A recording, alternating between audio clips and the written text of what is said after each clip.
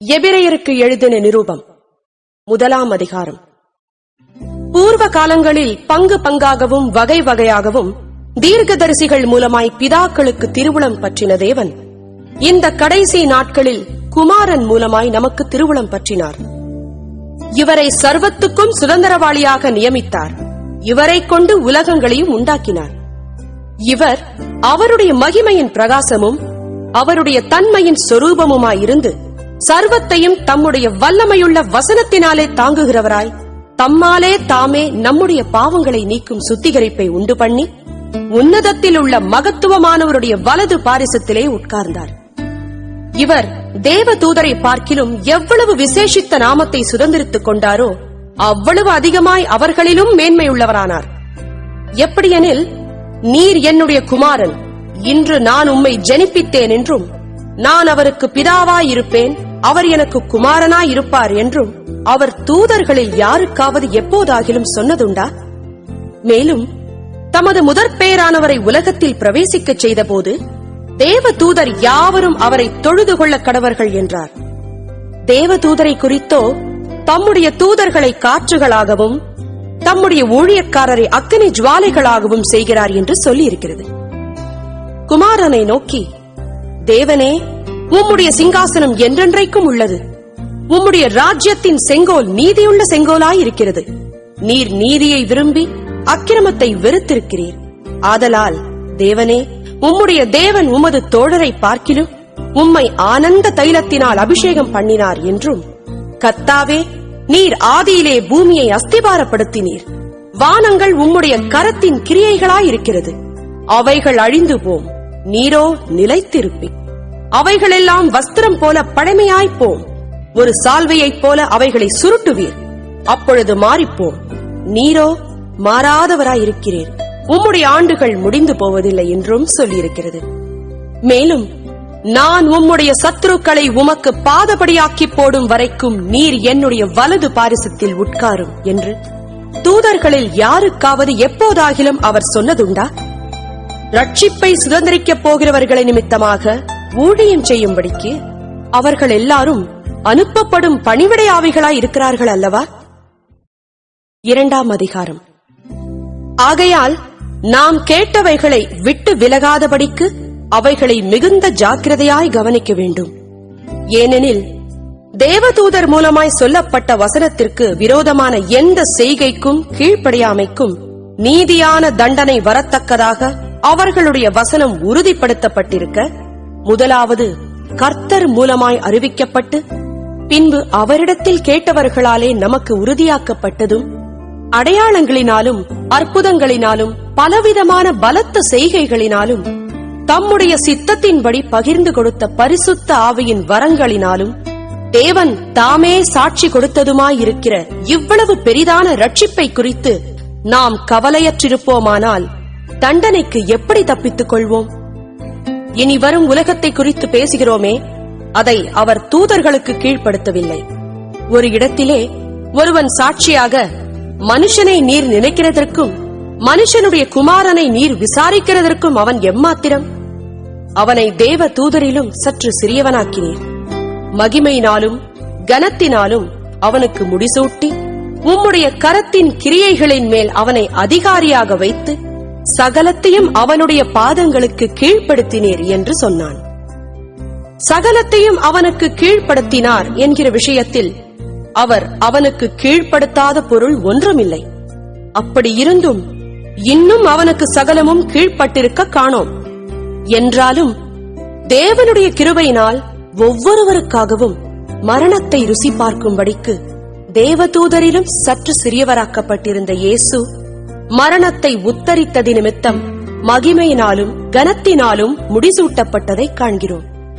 ஏனென்றால், தமக்காகவும் தம்மாலேயும் சகலத்தையும் உண்டாக்கினவர் அநேகம் பிள்ளைகளை மகிமையில் கொண்டு வந்து சேர்க்கையில் அவர்களுடைய ரட்சிப்பின் அதிபதியை உபத்திரவங்களினாலே பூரணப்படுத்துகிறது அவருக்கு ஏற்றதாயிருந்தது. எப்படியெனில், பரிசுத்தம் செய்கிறவரும் பரிசுத்தம் செய்யப்படுகிறவர்களுமாகிய யாவரும் ஒருவராலே உண்டாயிருக்கிறார்கள். இது நிமித்தம் அவர்களை சகோதரர் என்று சொல்ல அவர் வெட்கப்படாமல், உம்முடைய நாமத்தை என் சகோதரருக்கு அறிவித்து சபை நடுவில் உம்மை துதித்து பாடுவேன் என்றும், நான் அவரிடத்தில் நம்பிக்கையாயிருப்பேன் என்றும், இதோ நானும் தேவன் எனக்கு கொடுத்த பிள்ளைகளும் என்றும் சொல்லியிருக்கிறார்.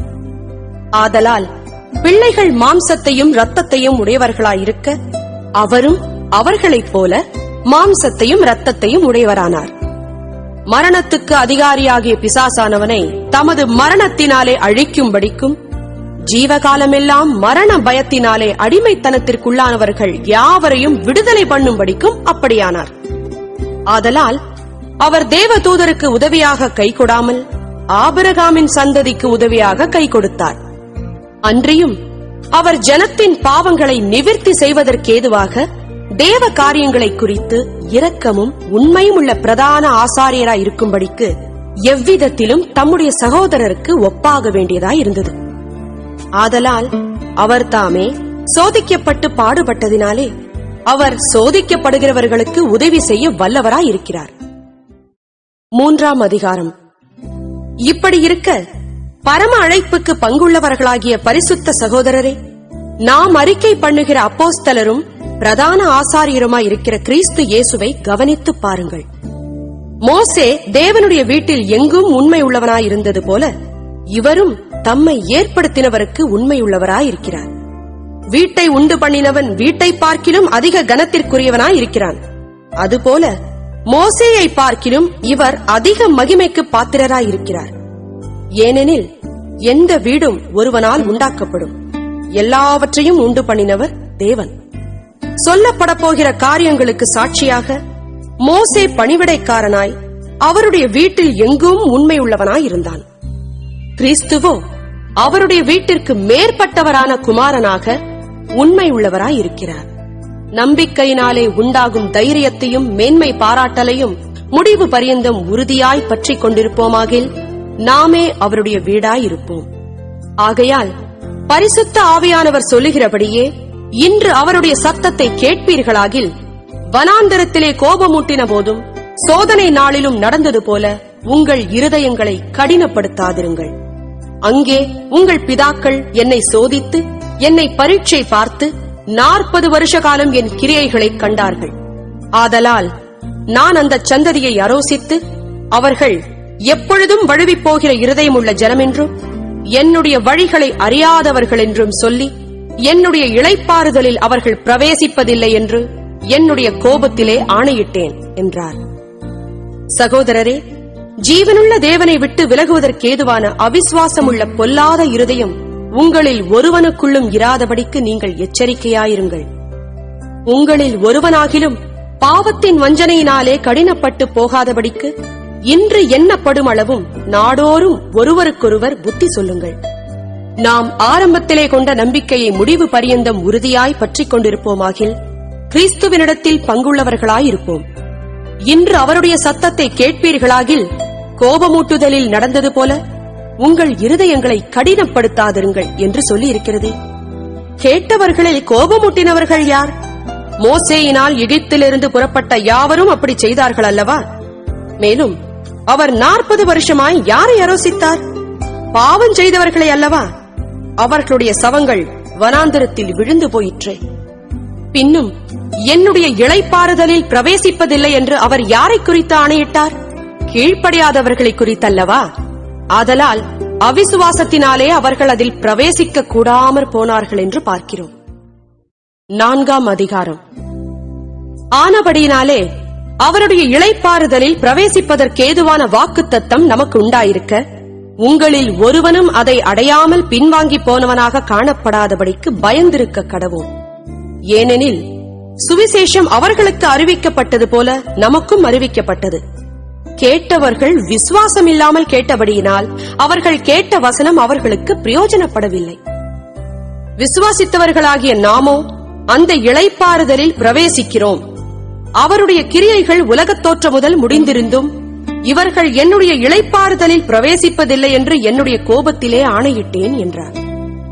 மேலும் தேவன் தம்முடைய கிரியைகளை எல்லாம் முடித்து 7ஆம் நாளிலே ஓய்ந்திருந்தார் என்று 7ஆம் நாளை குறித்து ஓரிடத்தில் சொல்லியிருக்கிறார். அன்றியும் அவர்கள் என்னுடைய இளைப்பாறுதலில் பிரவேசிப்பதில்லை என்றும் அந்த இடத்திலேதானே சொல்லியிருக்கிறார்.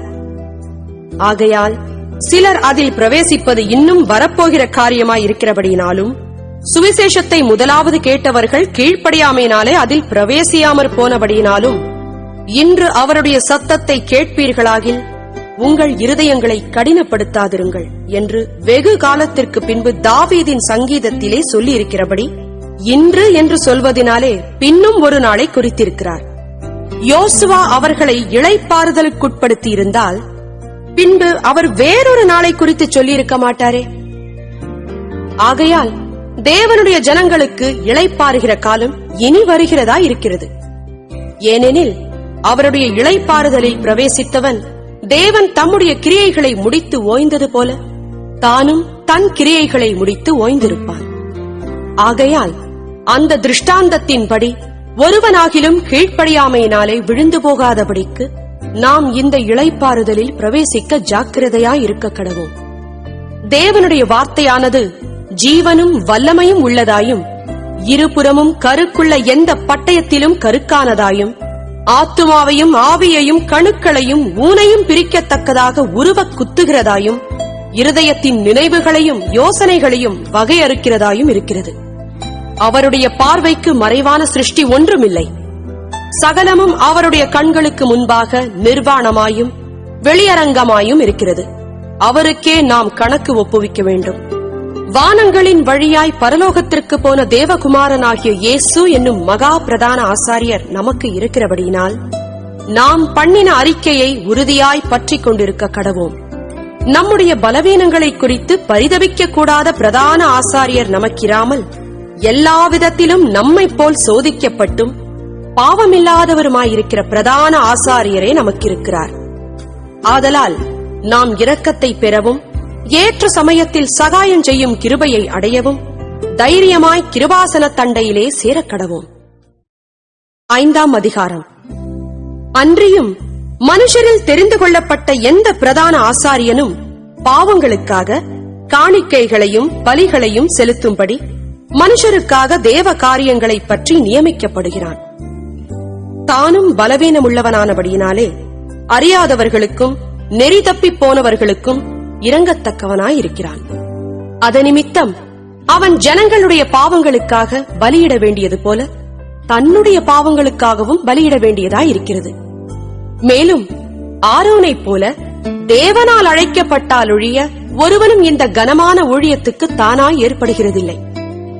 அந்தப்படியே கிறிஸ்துவும் பிரதான ஆசாரியராகிறதற்கு தம்மைத்தாமே உயர்த்தவில்லை. நீர் என்னுடைய குமாரன், இன்று நான் உம்மை ஜெனிப்பித்தேன் என்று அவரோடே சொன்னவரே அவரை உயர்த்தினார்.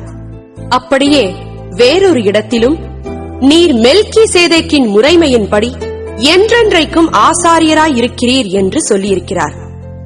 அவர் மாம்சத்தில் இருந்த நாட்களில் தம்மை மரணத்தினின்று ரட்சிக்க வல்லமையுள்ளவரை நோக்கி பலத்த சத்தத்தோடும் கண்ணீரோடும் விண்ணப்பம் பண்ணி வேண்டுதல் செய்து தமக்கு உண்டான பயபக்திய நிமித்தம் கேட்கப்பட்டு அவர் குமாரனாயிருந்தும் பட்ட பாடுகளினாலே கீழ்ப்படிதலை கற்றுக்கொண்டு தாம் பூரணரான பின்பு தமக்கு கீழ்ப்படுகிற யாவரும் நித்திய ரட்சிப்பை அடைவதற்கு காரணராகி மெல்கிசேதேக்கின் முறைமையின்படியான பிரதான ஆசாரியர் என்று தேவனாலே நாமம் தரிக்கப்பட்டார். இந்த மெல்கிசேதேக்கை பற்றி நாம் விஸ்தாரமாய் பேச, நீங்கள் கேள்வியில் மந்தமுள்ளவர்களானபடியால் அதை விளங்க பண்ணுகிறது அரிதாயிருக்கும். காலத்தை பார்த்தால் போதகராயிருக்க வேண்டிய உங்களுக்கு தேவனுடைய வாக்கியங்களின் மூல உபதேசங்களை மறுபடியும் உபதேசிக்க வேண்டியதாயிருக்கிறது. நீங்கள் பலமான ஆகாரத்தை அல்ல, பாலை உண்ணத்தக்கவர்களானீர்கள். பால் உண்கிறவன் குழந்தையாயிருக்கிறபடியினாலே நீதியின் வசனத்தில் பழக்கமில்லாதவனாயிருக்கிறான். பலமான ஆகாரமானது நன்மை தீமை இன்னதென்று பயிற்சியினால் பகுத்தறியத்தக்கதாக முயற்சி செய்யும் ஞானேந்திரியங்களை உடையவர்களாகிய பூரண வயதுள்ளவர்களுக்கே தகும். 6ஆம் அதிகாரம். ஆகையால் கிறிஸ்துவை பற்றி சொல்லிய மூல உபதேச வசனங்களை நாம் விட்டு செத்த கிரியைகளுக்கு நீங்களாகும் மனம் திரும்புதல், தேவன் பேரில் வைக்கும் விசுவாசம், ஸ்நானங்களுக்கடுத்த உபதேசம், கைகளை வைக்குதல், மரித்தோரின் உயிர்த்தெழுதல், நித்திய நியாய தீர்ப்பு என்பவைகளாகிய அஸ்திபாரத்தை மறுபடியும் போடாமல் பூரணராகும்படி கடந்து போவோமாக. தேவனுக்கு சித்தமானால் இப்படியே செய்வோம். ஏனெனில் ஒரு தரம் பிரகாசிப்பிக்கப்பட்டும் பரம ஈவை ருசி பார்த்தும் பரிசுத்த ஆவியை பெற்றும் தேவனுடைய நல் வார்த்தையையும் இனிவரும் உலகத்தின் பலன்களையும் ருசி பார்த்தும் மறுதலித்து போனவர்கள் தேவனுடைய குமாரனை தாங்களே மறுபடியும் சிலுவையில் அறைந்து அவமானப்படுத்துகிறபடியால் மனம் திரும்புதற்கேதுவாய் அவர்களை மறுபடியும் புதுப்பிக்கிறது கூடாத காரியம். எப்படியெனில் தன்மேல் அடிக்கடி பெய்கிற மழையை குடித்து தன்னிடத்தில் பயிரிடுகிறவர்களுக்கேற்ற பயிரை முளைப்பிக்கும் நிலமானது தேவனால் ஆசீர்வாதம் பெறும். முள் செடிகளையும் முள் பூண்டுகளையும் முளைப்பிக்கிற நிலமோ தகாததாயும் சபிக்கப்படுகிறதற்கேற்றதாயும் இருக்கிறது. சுட்டரிக்கப்படுவதே அதன் முடிவு.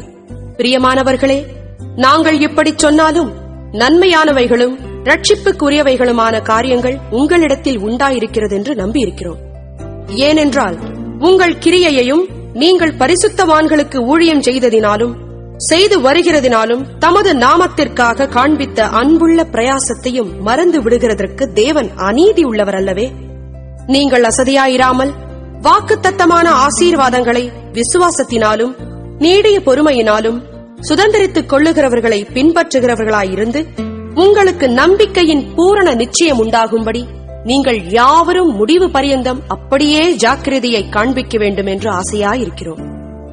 ஆபிரகாமுக்கு தேவன் வாக்குத்தத்தம் பண்ணின போது ஆணையிடும்படி தம்மிலும் பெரியவர் ஒருவரும் இல்லாதபடியினாலே தமது பேரிலே தானே ஆணையிட்டு, நிச்சயமாக நான் உன்னை ஆசீர்வதிக்கவே ஆசீர்வதித்து உன்னை பெருகவே பெருகப் பண்ணுவேன் என்றார். அந்தப்படியே அவன் பொறுமையாய் காத்திருந்து வாக்குத்தத்தம் பண்ணப்பட்டதை பெற்றான். மனுஷர் தங்களிலும் பெரியவர் பேரில் ஆணையிடுவார்கள். உறுதி பண்ணும்படிக்கு ஆணையிடுதலை சகல விவாதத்திற்கும் முடிவு. அந்தப்படி தேவனும் வாக்குத்தத்தம் பண்ணப்பட்டவைகளை சுதந்திரித்துக் கொள்ளுகிறவர்களுக்கு தமது ஆலோசனையின் மாறாத நிச்சயத்தை பரிபூரணமாய் காண்பிக்கும்படி சித்தமுள்ளவராய் ஓர் ஆணையினாலே அதை ஸ்திரப்படுத்தினார். நமக்கு முன் வைக்கப்பட்ட நம்பிக்கையை பற்றிக் கொள்ளும்படி அடைக்கலமாய் ஓடிவந்த நமக்கு 2 மாறாத விசேஷங்களினால் நிறைந்த ஆறுதல் உண்டாகும்படிக்கு எவ்வளவேனும் பொய்யுரையாத தேவன் அப்படி செய்தார். அந்த நம்பிக்கை நமக்கு நிலையும் உறுதியும் திரைக்குள்ளாக போகிறதுமான ஆத்தும நங்கூரமாயிருக்கிறது. நமக்கு முன்னோடினவராகிய இயேசு மெல்கிசேதேக்கின் முறைமையின்படி நித்திய பிரதான ஆசாரியராய் நமக்காக அந்த திரைக்குள் பிரவேசித்திருக்கிறார். 7ஆம் அதிகாரம். இந்த மெல்கிசேதேக்கு சாலேமின் ராஜாவும் உன்னதமான தேவனுடைய ஆசாரியனுமாய் இருந்தான். ராஜாக்களை முறியடித்து வந்த ஆபிரகாமுக்கு இவன் எதிர்கொண்டு போய் அவனை ஆசீர்வதித்தான். இவனுக்கு ஆபிரகாம் எல்லாவற்றிலும் தசமபாகம் கொடுத்தான். இவனுடைய முதற் பேராகிய மெல்கிசேதேக்கு என்பதற்கு நீதியின் ராஜா என்றும், பின்பு சாலேமின் ராஜா என்பதற்கு சமாதானத்தின் ராஜா என்றும் அர்த்தமாம். இவன் தகப்பனும் தாயும் வம்ச வரலாறும் இல்லாதவன்.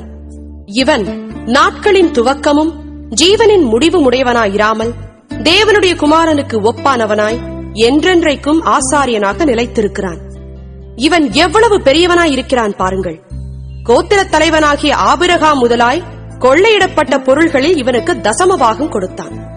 லேவியின் புத்திரரில் ஆசாரியத்துவத்தை அடைகிறவர்களும் ஆபிரகாமின் அறையிலிருந்து வந்த தங்கள் சகோதரரான ஜனங்களின் கையிலே நியாய பிரமாணத்தின்படி தசமபாகம் வாங்குகிறதற்கு கட்டளை பெற்றிருக்கிறார்கள். ஆகிலும் அவர்களுடைய வம்ச வரிசையில் வராதவனாகிய இவன் ஆபிரகாமின் கையில் தசமபாகம் வாங்கி வாக்குத்தத்தங்களை பெற்றவனை ஆசீர்வதித்தான். சிறியவன் பெரியவனாலே ஆசீர்வதிக்கப்படுவான், அதற்கு சந்தேகமில்லை. அன்றியும் இங்கே மரிக்கிற மனுஷர்கள் தசமபாகம் வாங்குகிறார்கள், அங்கேயோ பிழைத்திருக்கிறான் என்று சாட்சி பெற்றவன் வாங்கினான். அன்றியும் மெல்கிசேதேக்கு ஆபிரகாமுக்கு எதிர்கொண்டு போன போது லேவியானவன் தன் தகப்பனுடைய அறையில் இருந்தபடியால் தசமபாகம் வாங்குகிற அவனும் ஆபிரகாமின் மூலமாய் தசமபாகம் கொடுத்தான் என்று சொல்லலாம். அல்லாமலும் இஸ்ரவேல் ஜனங்கள் லேவி கோத்திர ஆசாரிய முறைமைக்குட்பட்டிருந்தல்லவோ நியாயப்பிரமாணத்தை பெற்றார்கள். அந்த ஆசாரிய முறைமையினாலே பூரணப்படுதல் உண்டாயிருக்குமானால் ஆரோனுடைய முறைமையின்படி அழைக்கப்படாமல் மெல்கிசேதேக்கினுடைய முறைமையின்படி அழைக்கப்பட்ட வேறொரு ஆசாரியர் எழும்ப வேண்டுவதென்ன? ஆசாரியத்துவம் மாற்றப்பட்டிருக்குமேயானால் நியாய பிரமாணமும் மாற்றப்பட வேண்டியதாகும். இவைகள் எவரை குறித்து சொல்லப்பட்டிருக்கிறதோ அவர் வேறொரு கோத்திரத்திற்குள்ளானவராயிருக்கிறாரே, அந்த கோத்திரத்தில் ஒருவனாகிலும் பலிபீடத்து ஊழியம் செய்ததில்லையே. நம்முடைய கர்த்தர் யூதா கோத்திரத்தில் தோன்றினார் என்பது பிரசித்தமாயிருக்கிறது. அந்த கோத்திரத்தாரை குறித்து மோசே ஆசாரியத்துவத்தை பற்றி ஒன்றும் சொல்லவில்லையே. அல்லாமலும் மெல்கிசேதேக்குக்கு ஒப்பாய் வேறொரு ஆசாரியர் எழும்புகிறார் என்று சொல்லியிருப்பதினால் மேற்சொல்லியது மிகவும் பிரசித்தமாய் விளங்குகிறது. அவர் மாம்ச சம்பந்தமான கட்டளையாகிய நியாய பிரமாணத்தின்படி ஆசாரியராகாமல், நீர் மெல்கிசேதேக்கின் முறைமையின்படி என்றென்றைக்கும் ஆசாரியராய் இருக்கிறீர் என்று சொல்லிய சாட்சிக்கு தக்கதாக அழியாத ஜீவனுக்குரிய வல்லமையின்படியே ஆசாரியரானார். முந்தின கட்டளை பலவீனம் உள்ளதும் பயனற்றதுமாயிருந்தது நிமித்தம் மாற்றப்பட்டது. நியாய பிரமாணமானது ஒன்றையும் பூரணப்படுத்தவில்லை. அதிக நன்மையான நம்பிக்கையை வருவிப்பதோ பூரணப்படுத்துகிறது. அந்த நம்பிக்கையினாலே தேவனிடத்தில் சேருகிறோம்.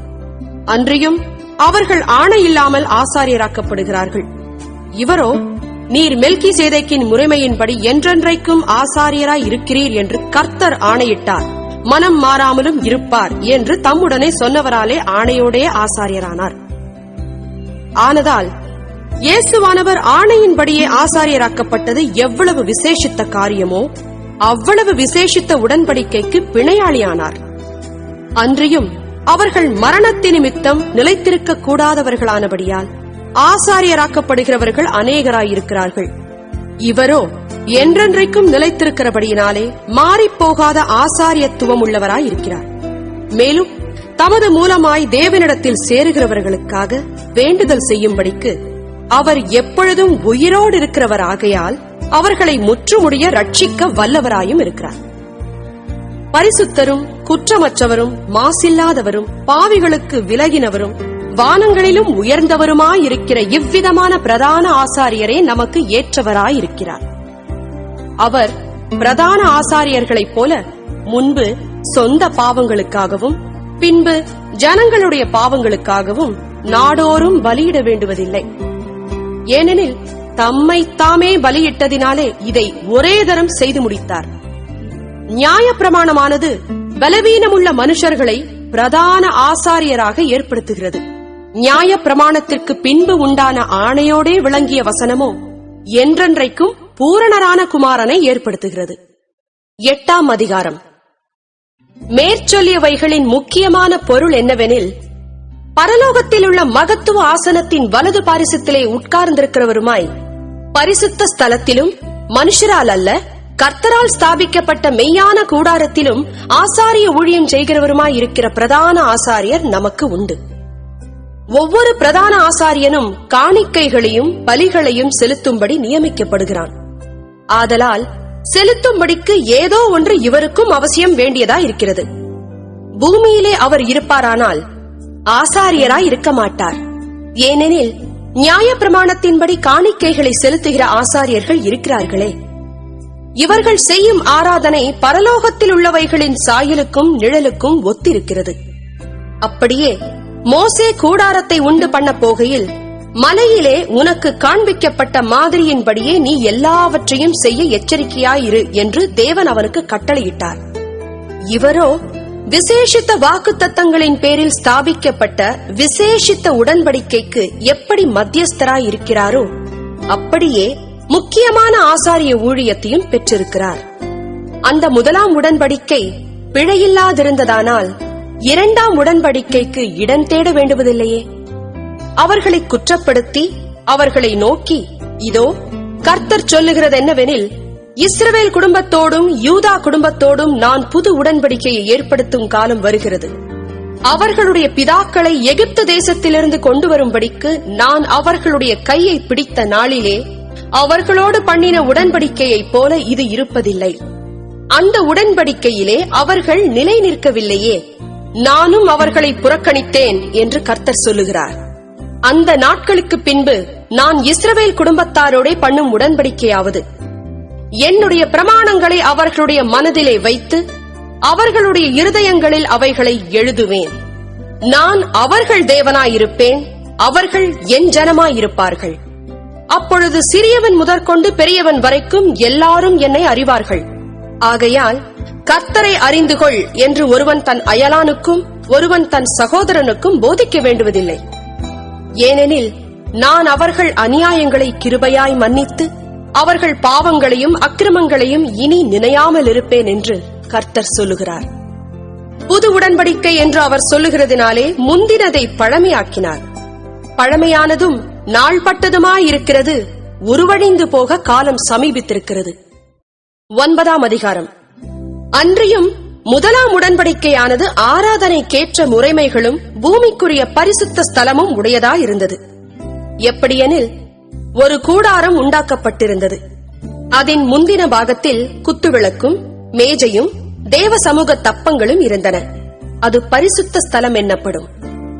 2ஆம் திரைக்குள்ளே மகா பரிசுத்த ஸ்தலம் என்னப்பட்ட கூடாரம் இருந்தது. அதிலே பொன்னார் செய்த தூபகலசமும் முழுவதும் பொற்றகடு பொதிந்திருக்கப்பட்ட உடன்படிக்கை பெட்டியும் இருந்தன. அந்த பெட்டியிலே மன்னா வைக்கப்பட்ட பொற்பாத்திரமும் ஆரோனுடைய தளிர்த்த கோலும் உடன்படிக்கையின் கற்பலகைகளும் இருந்தன. அதற்கு மேலே மகிமையுள்ள கேருபீன்கள் வைக்கப்பட்டு கிருபாசனத்தை நிழலிட்டிருந்தன. இவைகளை குறித்து விவரமாய் பேச இப்பொழுது சமயமில்லை. இவைகள் இவ்விதமாய் ஆயத்தமாக்கப்பட்டிருக்க ஆசாரியர்கள் ஆராதனை முறைமைகளை நிறைவேற்றும்படிக்கு 1ஆம் கூடாரத்திலே நித்தமும் பிரவேசிப்பார்கள். 2ஆம் கூடாரத்திலே பிரதான ஆசாரியன் மாத்திரம் வருஷத்திற்கு ஒரு தரம் இரத்தத்தோடே பிரவேசித்து அந்த இரத்தத்தை தனக்காகவும் ஜனங்களுடைய தப்பிதங்களுக்காகவும் செலுத்துவான். அதனாலே 1ஆம் கூடாரம் நிற்கும் அளவும் பரிசுத்த ஸ்தலத்திற்கு போகிற மார்க்கம் இன்னும் வெளிப்படவில்லை என்று பரிசுத்த ஆவியானவர் தெரியப்படுத்தியிருக்கிறார். அந்த கூடாரம் இக்காலத்திற்கு உதவுகிற ஒப்பனையா இருக்கிறது. அதற்கேற்றபடியே செலுத்தப்பட்டு வருகிற காணிக்கைகளும் பலிகளும் ஆராதனை செய்கிறவனுடைய மனசாட்சியை பூரணப்படுத்தக் கூடாதவைகளாம். இவைகள் சீர்திருத்தல் உண்டாகும் காலம் வரைக்கும் நடந்தேறும்படி கட்டளையிடப்பட்ட போஜனபானங்களும் பலவித ஸ்நானங்களும் சரீரத்திற்கேற்ற சடங்குகளுமே அல்லாமல் வேறல்ல. கிறிஸ்துவானவர் வரப்போகிற நன்மைகளுக்குரிய பிரதான ஆசாரியராய் வெளிப்பட்டு கையினால் செய்யப்பட்டதாகிய இந்த சிருஷ்டி சம்பந்தமான கூடாரத்தின் வழியாக அல்ல, பெரிதும் உத்தமமுமான கூடாரத்தின் வழியாகவும் வெள்ளாட்டுக்கடா இளங்காளை இவைகளுடைய இரத்தத்தினாலே அல்ல, தம்முடைய சொந்த இரத்தத்தினாலும் ஒரே தரம் மகா பரிசுத்த ஸ்தலத்திலே பிரவேசித்து நித்திய மீட்பை உண்டு பண்ணினார்.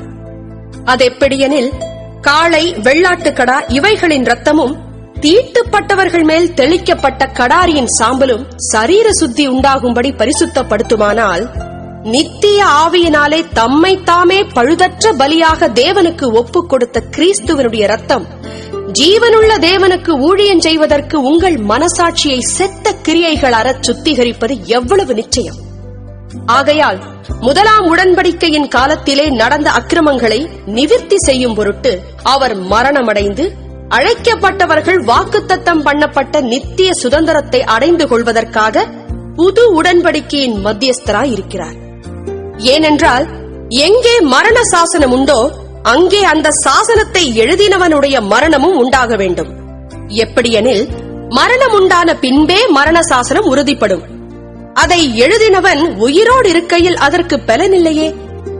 அந்தப்படி 1ஆம் உடன்படிக்கையும் இரத்தமில்லாமல் பிரதிஷ்டை பண்ணப்படவில்லை. எப்படியெனில், மோசே நியாய பிரமாணத்தின்படி சகல ஜனங்களுக்கும் எல்லா கட்டளைகளையும் சொன்ன பின்பு இளங்காளை வெள்ளாட்டுக்கடா இவைகளின் இரத்தத்தை தண்ணீரோடும் சிவப்பான ஆட்டு மயிரோடும் ஈசோப்போடும் கூட எடுத்து புஸ்தகத்தின் மேலும் ஜனங்கள் எல்லார் மேலும் தெளித்து, தேவன் உங்களுக்கு கட்டளையிட்ட உடன்படிக்கையின் இரத்தம் இதுவே என்று சொன்னான். இவ்விதமாக கூடாரத்தின் மேலும் ஆராதனைக்குரிய சகல பணிமுட்டுகளின் மேலும் இரத்தத்தை தெளித்தான். நியாயப்பிரமாணத்தின்படி கொஞ்சம் குறைய எல்லாம் இரத்தத்தினாலே சுத்திகரிக்கப்படும். இரத்தம் சிந்துதல் இல்லாமல் மன்னிப்பு உண்டாகாது. ஆதலால் பரலோகத்தில் உள்ளவைகளுக்கு சாயலானவைகள் இப்படிப்பட்ட பலிகளினாலே சுத்திகரிக்கப்பட வேண்டியதாய் இருந்தது. பரலோகத்தில் உள்ளவைகளோ இவைகளிலும் விசேஷித்த பலிகளாலே சுத்திகரிக்கப்பட வேண்டியதாமே. அந்தப்படி மெய்யான பரிசுத்த ஸ்தலத்துக்கு அடையாளமான கையினால் செய்யப்பட்டதாய் இருக்கிற பரிசுத்த ஸ்தலத்திலே கிறிஸ்துவானவர் பிரவேசியாமல் பரலோகத்திலே தானே இப்பொழுது நமக்காக தேவனுடைய சமூகத்தில் பிரத்யட்சமாகும்படி பிரவேசித்திருக்கிறார். பிரதான ஆசாரியன் அந்நிய ரத்தத்தோடு வருஷந்தோறும் பரிசுத்த ஸ்தலத்துக்குள் பிரவேசிக்கிறது போல அவர் அநேகந்தரம் தம்மை பலியிடும்படிக்கு பிரவேசிக்கவில்லை. அப்படி இருந்ததானால் உலகம் உண்டானது முதற்கொண்டு அவர் அநேகந்தரம் பாடுபட வேண்டியதாய் இருக்குமே. அப்படியல்ல, அவர் தம்மை தாமே பலியிடுகிறதுனாலே பாவங்களை நீக்கும் பொருட்டாக இந்த கடைசி காலத்தில் ஒரே தரம் வெளிப்பட்டார். அன்றியும் ஒரே தரம் மரிப்பதும் பின்பு நியாய தீர்ப்படைவதும் மனுஷருக்கு நியமிக்கப்பட்டிருக்கிறபடியே கிறிஸ்துவும் அநேகருடைய பாவங்களை சுமந்து தீர்க்கும்படிக்கு ஒரே தரம் பலியிடப்பட்டு தமக்காக காத்துக் கொண்டிருக்கிறவர்களுக்கு ரட்சிப்பை அருளும்படி இரண்டாந்தரம் பாவமில்லாமல் தரிசனமாவார். 10ஆம் அதிகாரம். இப்படி இருக்க நியாயப்பிரமாணமானது வரப்போகிற நன்மைகளின் பொருளாயிராமல் அவைகளின் நிழலாய் மாத்திரம் இருக்கிறபடியால் வருஷந்தோறும் இடைவிடாமல் செலுத்தப்பட்டு வருகிற ஒரே விதமான பலிகளினாலே அவைகளை செலுத்த வருகிறவர்களை ஒரு காலம் பூரணப்படுத்த மாட்டாது. பூரணப்படுத்துமானால் ஆராதனை செய்கிறவர்கள் ஒரு தரம் சுத்தமாக்கப்பட்ட பின்பு இன்னும் பாவங்கள் உண்டென்று உணர்த்தும் மனசாட்சி அவர்களுக்கு இல்லாதிருப்பதினால் அந்த பலிகளை செலுத்துகிறது நிறுத்தப்படும் அல்லவா? அப்படி நிறுத்தப்படாதபடியால் பாவங்கள் உண்டென்று அவைகளினாலே வருஷந்தோறும் நினைவு கூறுதல் உண்டாயிருக்கிறது. அல்லாமலும் காளை வெள்ளாட்டுக்கடா இவைகளுடைய ரத்தம் பாவங்களை நிவர்த்தி செய்ய மாட்டாதே. ஆகையால் அவர் உலகத்தில் பிரவேசிக்கும் போது பலியையும் காணிக்கையையும் நீர் விரும்பவில்லை. ஒரு சரீரத்தை எனக்கு ஆயத்தம் பண்ணினீர். சர்வாங்க தகன பலிகளும் பாவ நிவாரண பலிகளும் உமக்கு பிரியமானதல்ல என்றீர். அப்பொழுது நான், தேவனே, உம்முடைய சித்தத்தின்படி செய்ய இதோ வருகிறேன், புஸ்தகச் சுருளில் என்னை குறித்து எழுதியிருக்கிறது என்று சொன்னேன் என்றார்.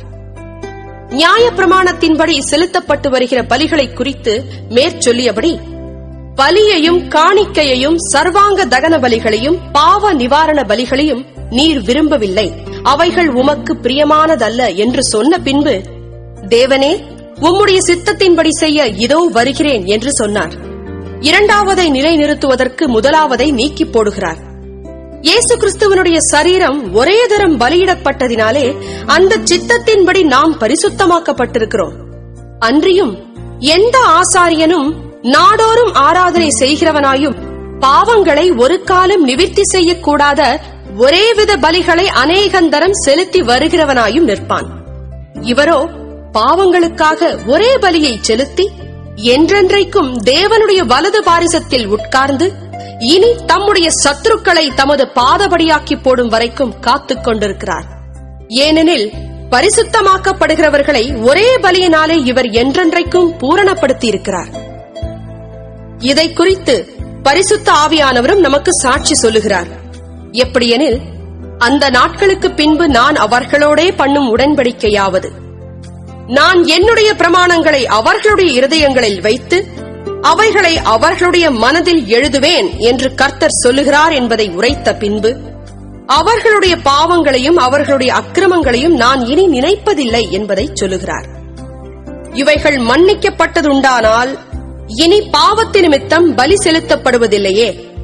ஆகையால் சகோதரரே, நாம் பரிசுத்த ஸ்தலத்தில் பிரவேசிப்பதற்கு இயேசுவானவர் தமது மாம்சமாகிய திரையின் வழியாய் புதிதும் ஜீவனமான மார்க்கத்தை நமக்கு உண்டு பண்ணினபடியால் அந்த மார்க்கத்தின் வழியாய் பிரவேசிப்பதற்கு அவருடைய இரத்தத்தினாலே நமக்கு தைரியம் உண்டாயிருக்கிறபடியினாலும் தேவனுடைய வீட்டின் மேல் அதிகாரியான மகா ஆசாரியர் நமக்கு ஒருவர் இருக்கிறபடியினாலும் துர்மனசாட்சி நீங்க தெளிக்கப்பட்ட இருதயம் உள்ளவர்களாயும் சுத்த ஜலத்தால் கழுவப்பட்ட சரீரம் உள்ளவர்களாயும் உண்மையுள்ள இருதயத்தோடும் விசுவாசத்தின் பூரண நிச்சயத்தோடும் சேரக்கடவோம்.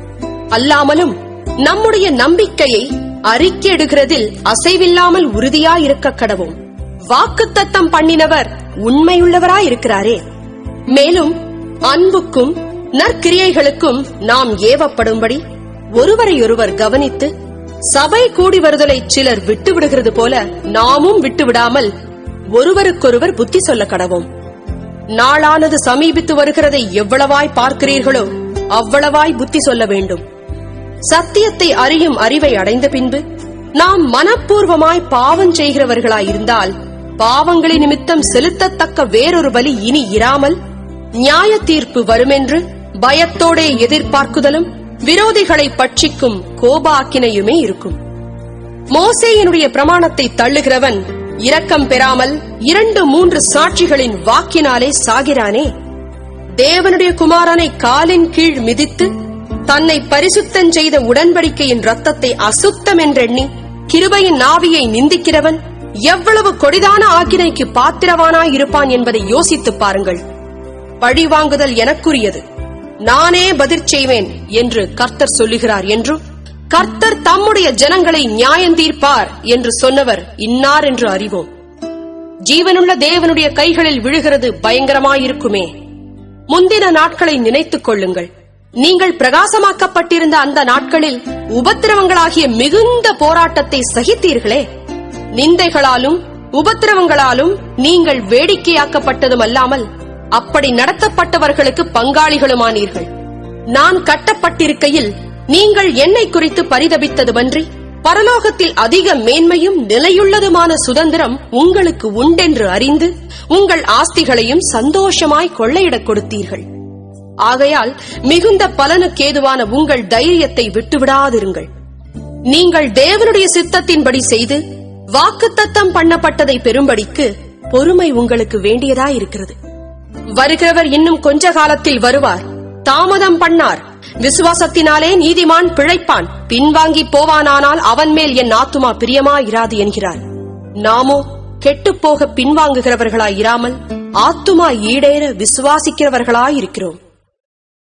11ஆம் அதிகாரம். விசுவாசமானது நம்பப்படுகிறவைகளின் உறுதியும் காணப்படாதவைகளின் நிச்சயமுமாயிருக்கிறது. அதனாலே முன்னோர்கள் நற்சாட்சி பெற்றார்கள். விசுவாசத்தினாலே நாம் உலகங்கள் தேவனுடைய வார்த்தையினால் உண்டாக்கப்பட்டதென்றும், இவ்விதமாய் காணப்படுகிறவைகள் தோன்றப்படுகிறவைகளால் உண்டாகவில்லை என்றும் அறிந்திருக்கிறோம். விசுவாசத்தினாலே ஆபேல் காயினுடைய பலியிலும் மேன்மையான பலியை தேவனுக்கு செலுத்தினான். அதனாலே அவன் நீதிமான் என்று சாட்சி பெற்றான்.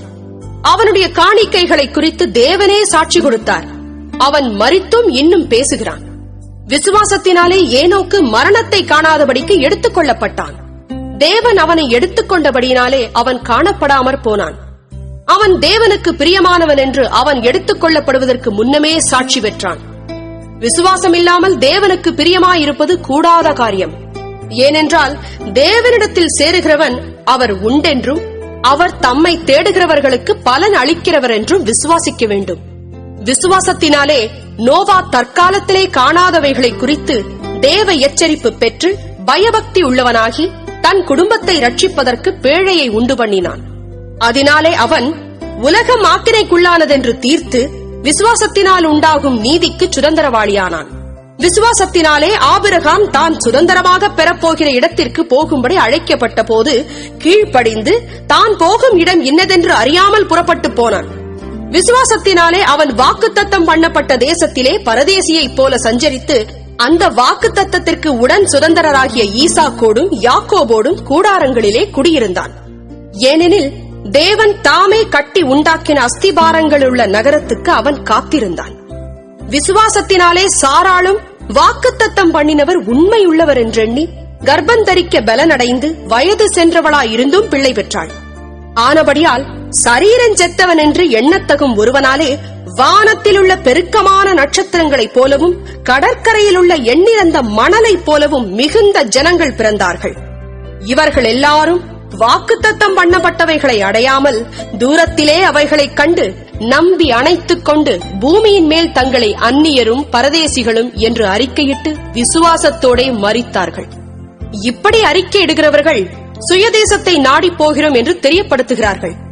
தாங்கள் விட்டு வந்த தேசத்தை நினைத்தார்களானால் அதற்கு திரும்பி போவதற்கு அவர்களுக்கு சமயம் கிடைத்திருக்குமே. அதை அல்ல, அதிலும் மேன்மையான பரம தேசத்தையே விரும்பினார்கள். ஆகையால் தேவன் அவர்களுடைய தேவன் என்னப்பட வெட்கப்படுகிறதில்லை. அவர்களுக்கு ஒரு நகரத்தை ஆயத்தம் பண்ணினாரே. மேலும் விசுவாசத்தினாலே ஆபிரகாம் தான் சோதிக்கப்பட்ட போது ஈசாக்கை பலியாக ஒப்புக் கொடுத்தான். ஈசாக்கினிடத்தில் உன் சந்ததி விளங்கும் என்று அவனோடே சொல்லப்பட்டிருந்ததே. இப்படிப்பட்ட வாக்குத்தத்தங்களை பெற்றவன் மரித்தோரிலிருந்தும் எழுப்ப தேவன் வல்லவராயிருக்கிறார் என்றெண்ணி தனக்கு ஒரே பேரானவனையே பலியாக ஒப்புக் கொடுத்தான். மரித்தோரிலிருந்து அவனை பாவனையாக திரும்பவும் பெற்றுக்கொண்டான். விசுவாசத்தினாலே ஈசாக்கு வரும் காரியங்களை குறித்து யாக்கோபையும் ஏசாவையும் ஆசீர்வதித்தான். விசுவாசத்தினாலே யாக்கோபு தன் மரண காலத்தில் யோசேப்பினுடைய குமாரர் இருவரையும் ஆசீர்வதித்து தன் கோலின் முனையிலே சாய்ந்து தொழுது கொண்டான். விசுவாசத்தினாலே யோசேப்பு இஸ்ரவேல் புத்திரர் எகிப்து தேசத்தை விட்டு புறப்படுவார்கள் என்பதை பற்றி தன் அந்திய காலத்தில் பேசி தன் எலும்புகளை குறித்து கட்டளை கொடுத்தான். மோசே பிறந்தபோது அவனுடைய தாய் தகப்பன்மார் அவனை அழகுள்ள பிள்ளை என்று கண்டு விசுவாசத்தினாலே ராஜாவினுடைய கட்டளைக்கு பயப்படாமல் அவனை 3 மாதம் ஒளித்து வைத்தார்கள். விசுவாசத்தினாலே மோசே தான் பெரியவனான போது பார்வோனுடைய குமாரத்தியின் மகன் எண்ணப்படுவதை வெறுத்து அநித்தியமான பாவ சந்தோஷங்களை அனுபவிப்பதை பார்க்கிலும் தேவனுடைய ஜனங்களோட துன்பத்தை அனுபவிப்பதையே தெரிந்து கொண்டு இனி வரும் பலன் மேல் நோக்கமாயிருந்து எகிப்தில் உள்ள பொக்கிஷங்களிலும் கிறிஸ்துவ நிமித்தம் வரும் நிந்தையை அதிக பாக்கியம் என்றெண்ணினான். விசுவாசத்தினாலே அவன் அதரிசனமானவரை தரிசிக்கிறது போல உறுதியாயிருந்து ராஜாவின் கோபத்துக்கு பயப்படாமல் எகிப்தை விட்டு போனான். விசுவாசத்தினாலே முதற்பேரானவைகளை சங்கரிக்கிறவன் இஸ்ரவேலரை தொடாதபடிக்கு அவன் பஸ்காவையும் ரத்தம் பூசுதலாகிய நியமத்தையும் ஆசரித்தான். விசுவாசத்தினாலே அவர்கள் சிவந்த சமுத்திரத்தை உலர்ந்த தரையை கடந்து போவது போல கடந்து போனார்கள். எகிப்தியர் அப்படி செய்ய துணிந்து அமிழ்ந்து போனார்கள். விசுவாசத்தினாலே எரிகோ பட்டணத்தின் மதில்கள் 7 நாள் சுற்றி வரப்பட்டு விழுந்தது. விசுவாசத்தினாலே ராகாப் என்னும் வேசி வேவுகாரரை சமாதானத்தோட ஏற்றுக்கொண்டு கீழ்ப்படியாதவர்களோட கூட சேதமாகாதிருந்தாள். பின்னும் நான் என்ன சொல்லுவேன்? கிதியோன், பாராக், சிம்சோன், யெப்தா, தாவீது, சாமுவேல் என்பவர்களையும் தீர்க்கதரிசிகளையும் குறித்து நான் விவரம் சொல்ல வேண்டுமானால் காலம் போதாது.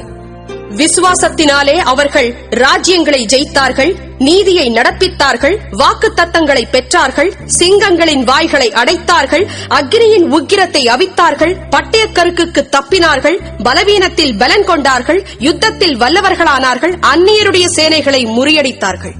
ஸ்திரீகள் சாக கொடுத்த தங்களுடையவர்களை உயிரோடு எழுந்திருக்க பெற்றார்கள்.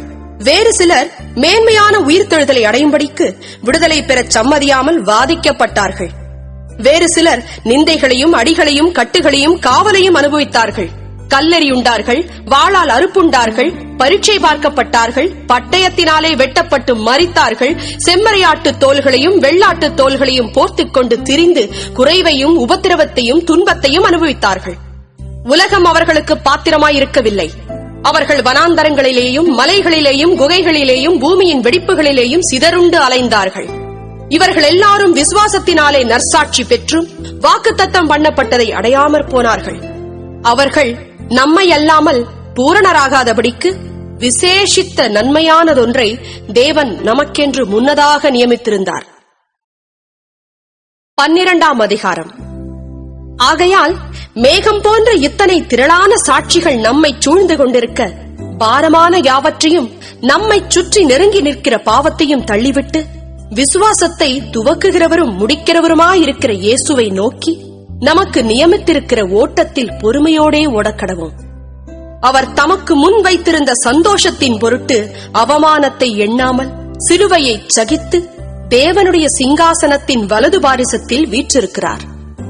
ஆகையால் நீங்கள் இளைப்புள்ளவர்களாய் உங்கள் ஆத்துமாக்களில் சோர்ந்து போகாதபடிக்கு தமக்கு விரோதமாய் பாவிகளால் செய்யப்பட்ட இவ்விதமான விபரீதங்களை சகித்த அவரையே நினைத்துக் கொள்ளுங்கள். பாவத்திற்கு விரோதமாய் போராடுகிறதில் இரத்தஞ்சிந்தப்படத்தக்கதாக நீங்கள் இன்னும் எதிர்த்து நிற்கவில்லையே. அன்றியும் என் மகனே, கர்த்தருடைய சிட்சையை அற்பமாக எண்ணாதே. அவரால் கடிந்து கொள்ளப்படும் போது சோர்ந்து போகாதே. கர்த்தர் எவனிடத்தில் அன்பு கூறுகிறாரோ அவனை அவர் சிட்சித்து தாம் சேர்த்துக் கொள்ளுகிற எந்த மகனையும் தண்டிக்கிறார் என்று பிள்ளைகளுக்கு சொல்லுகிறது போல உங்களுக்கு சொல்லி இருக்கிற புத்திமதியை மறந்தீர்கள். நீங்கள் சிட்சையை சகிக்கிறவர்களாயிருந்தால் தேவன் உங்களை புத்திரராக எண்ணி நடத்துகிறார். தகப்பன் சிட்சியாத புத்திரன் உண்டோ?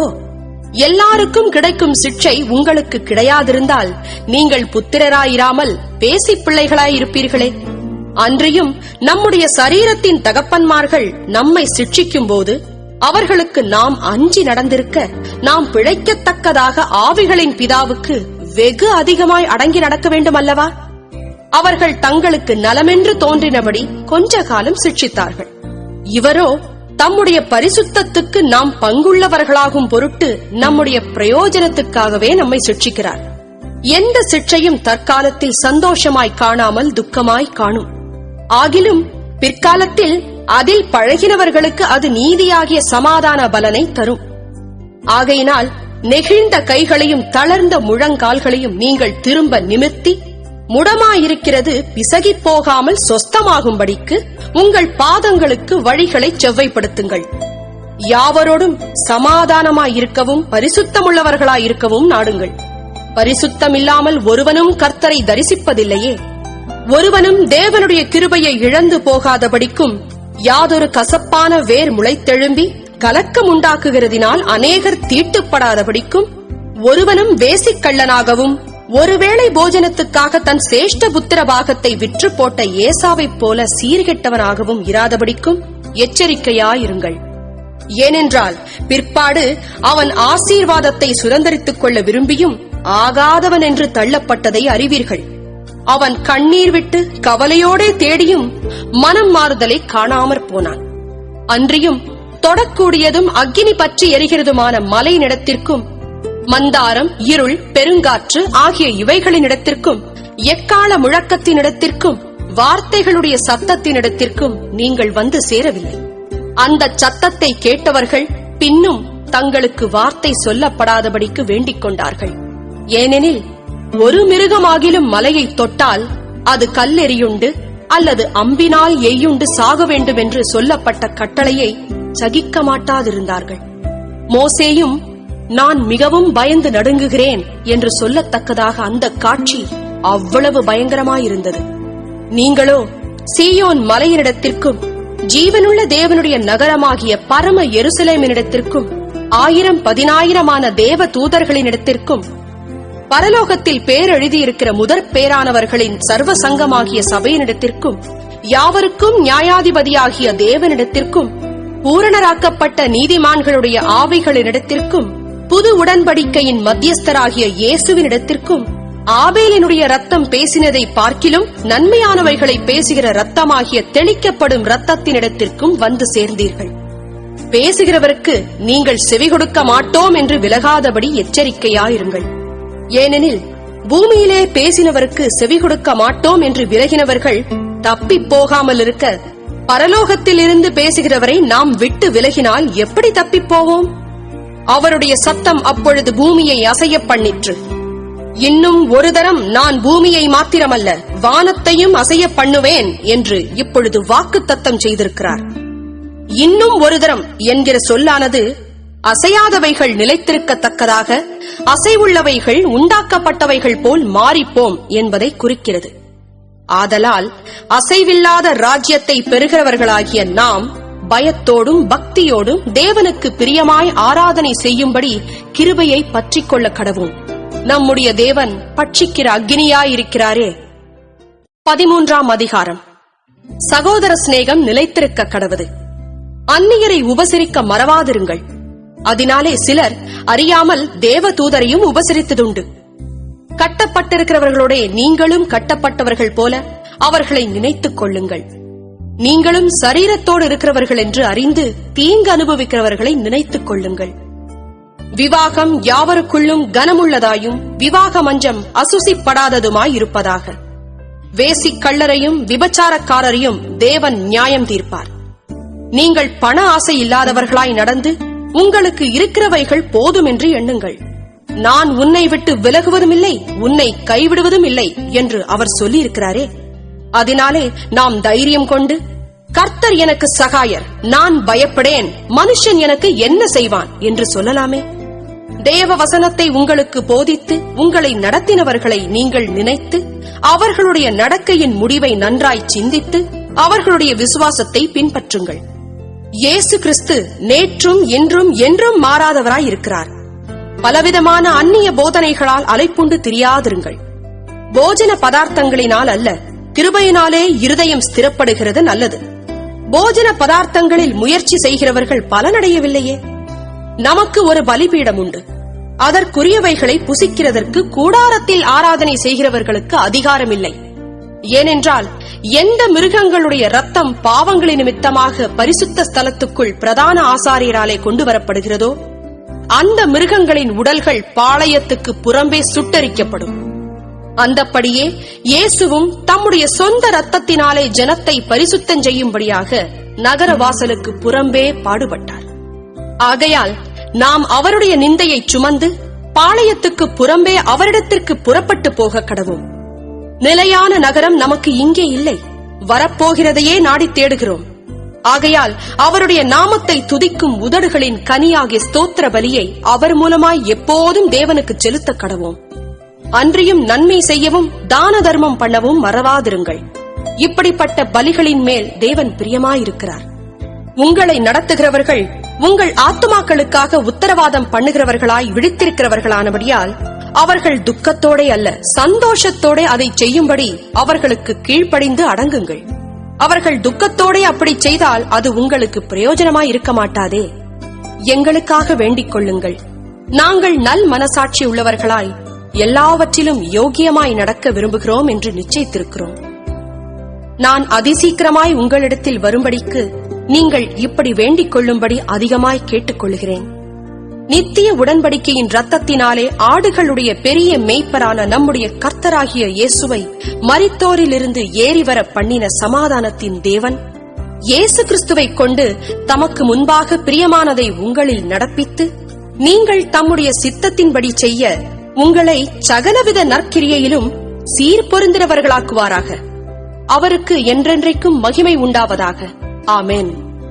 சகோதரரே, நான் சுருக்கமாய் உங்களுக்கு எழுதின இந்த புத்திமதியான வார்த்தைகளை நீங்கள் பொறுமையாய் ஏற்றுக்கொள்ளும்படி வேண்டிக் கொள்கிறேன்.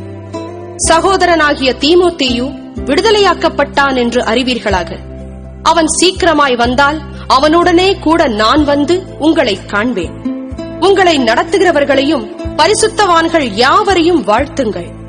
இத்தாலியா தேசத்தார் யாவரும் உங்களுக்கு வாழ்த்துதல் சொல்லுகிறார்கள். கிருபையானது உங்கள் அனைவரோடும் கூட இருப்பதாக. ஆமென். அப்போஸ்தலனாகிய யாக்கோபு எழுதின பொதுவான நிருபம், 1ஆம் அதிகாரம். தேவனுக்கும் கர்த்தராகிய இயேசு கிறிஸ்துவுக்கும் ஊழியக்காரனாகிய யாக்கோபு சிதறியிருக்கிற 12 கோத்திரங்களுக்கும் வாழ்த்துதல் சொல்லி எழுதுகிறதாவது: என் சகோதரரே, நீங்கள் பலவிதமான சோதனைகளில் அகப்படும்போது உங்கள் விசுவாசத்தின் பரீட்சையானது பொறுமையை உண்டாக்கும் என்று அறிந்து அதை மிகுந்த சந்தோஷமாக எண்ணுங்கள். நீங்கள் ஒன்றிலும் குறைவுள்ளவர்களாயிராமல் பூரணராயும் நிறைவுள்ளவர்களாயும் இருக்கும்படி பொறுமையானது பூரண கிரியை செய்ய கடவது. உங்களில் ஒருவன் ஞானத்தில் குறைவுள்ளவனாயிருந்தால் யாவருக்கும் சம்பூர்ணமாய் கொடுக்கிறவரும் ஒருவரையும் கடிந்து கொள்ளாதவருமாகிய தேவனிடத்தில் கேட்கக் கடவன். அப்பொழுது அவனுக்கு கொடுக்கப்படும். ஆனாலும் அவன் எவ்வளவாகிலும் சந்தேகப்படாமல் விசுவாசத்தோடே கேட்கக் கடவன். சந்தேகப்படுகிறவன் காற்றினால் அடிபட்டு அலைகிற கடலின் அலைக்கு ஒப்பாயிருக்கிறான். அப்படிப்பட்ட மனுஷன் தான் கர்த்தரிடத்தில் எதையாகிலும் பெறலாம் என்று நினையாதிருப்பானாக.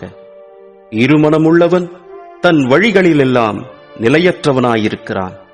தாழ்ந்த சகோதரன் தான் உயர்த்தப்பட்டதை குறித்து மேன்மை பாராட்டக் கடவன்.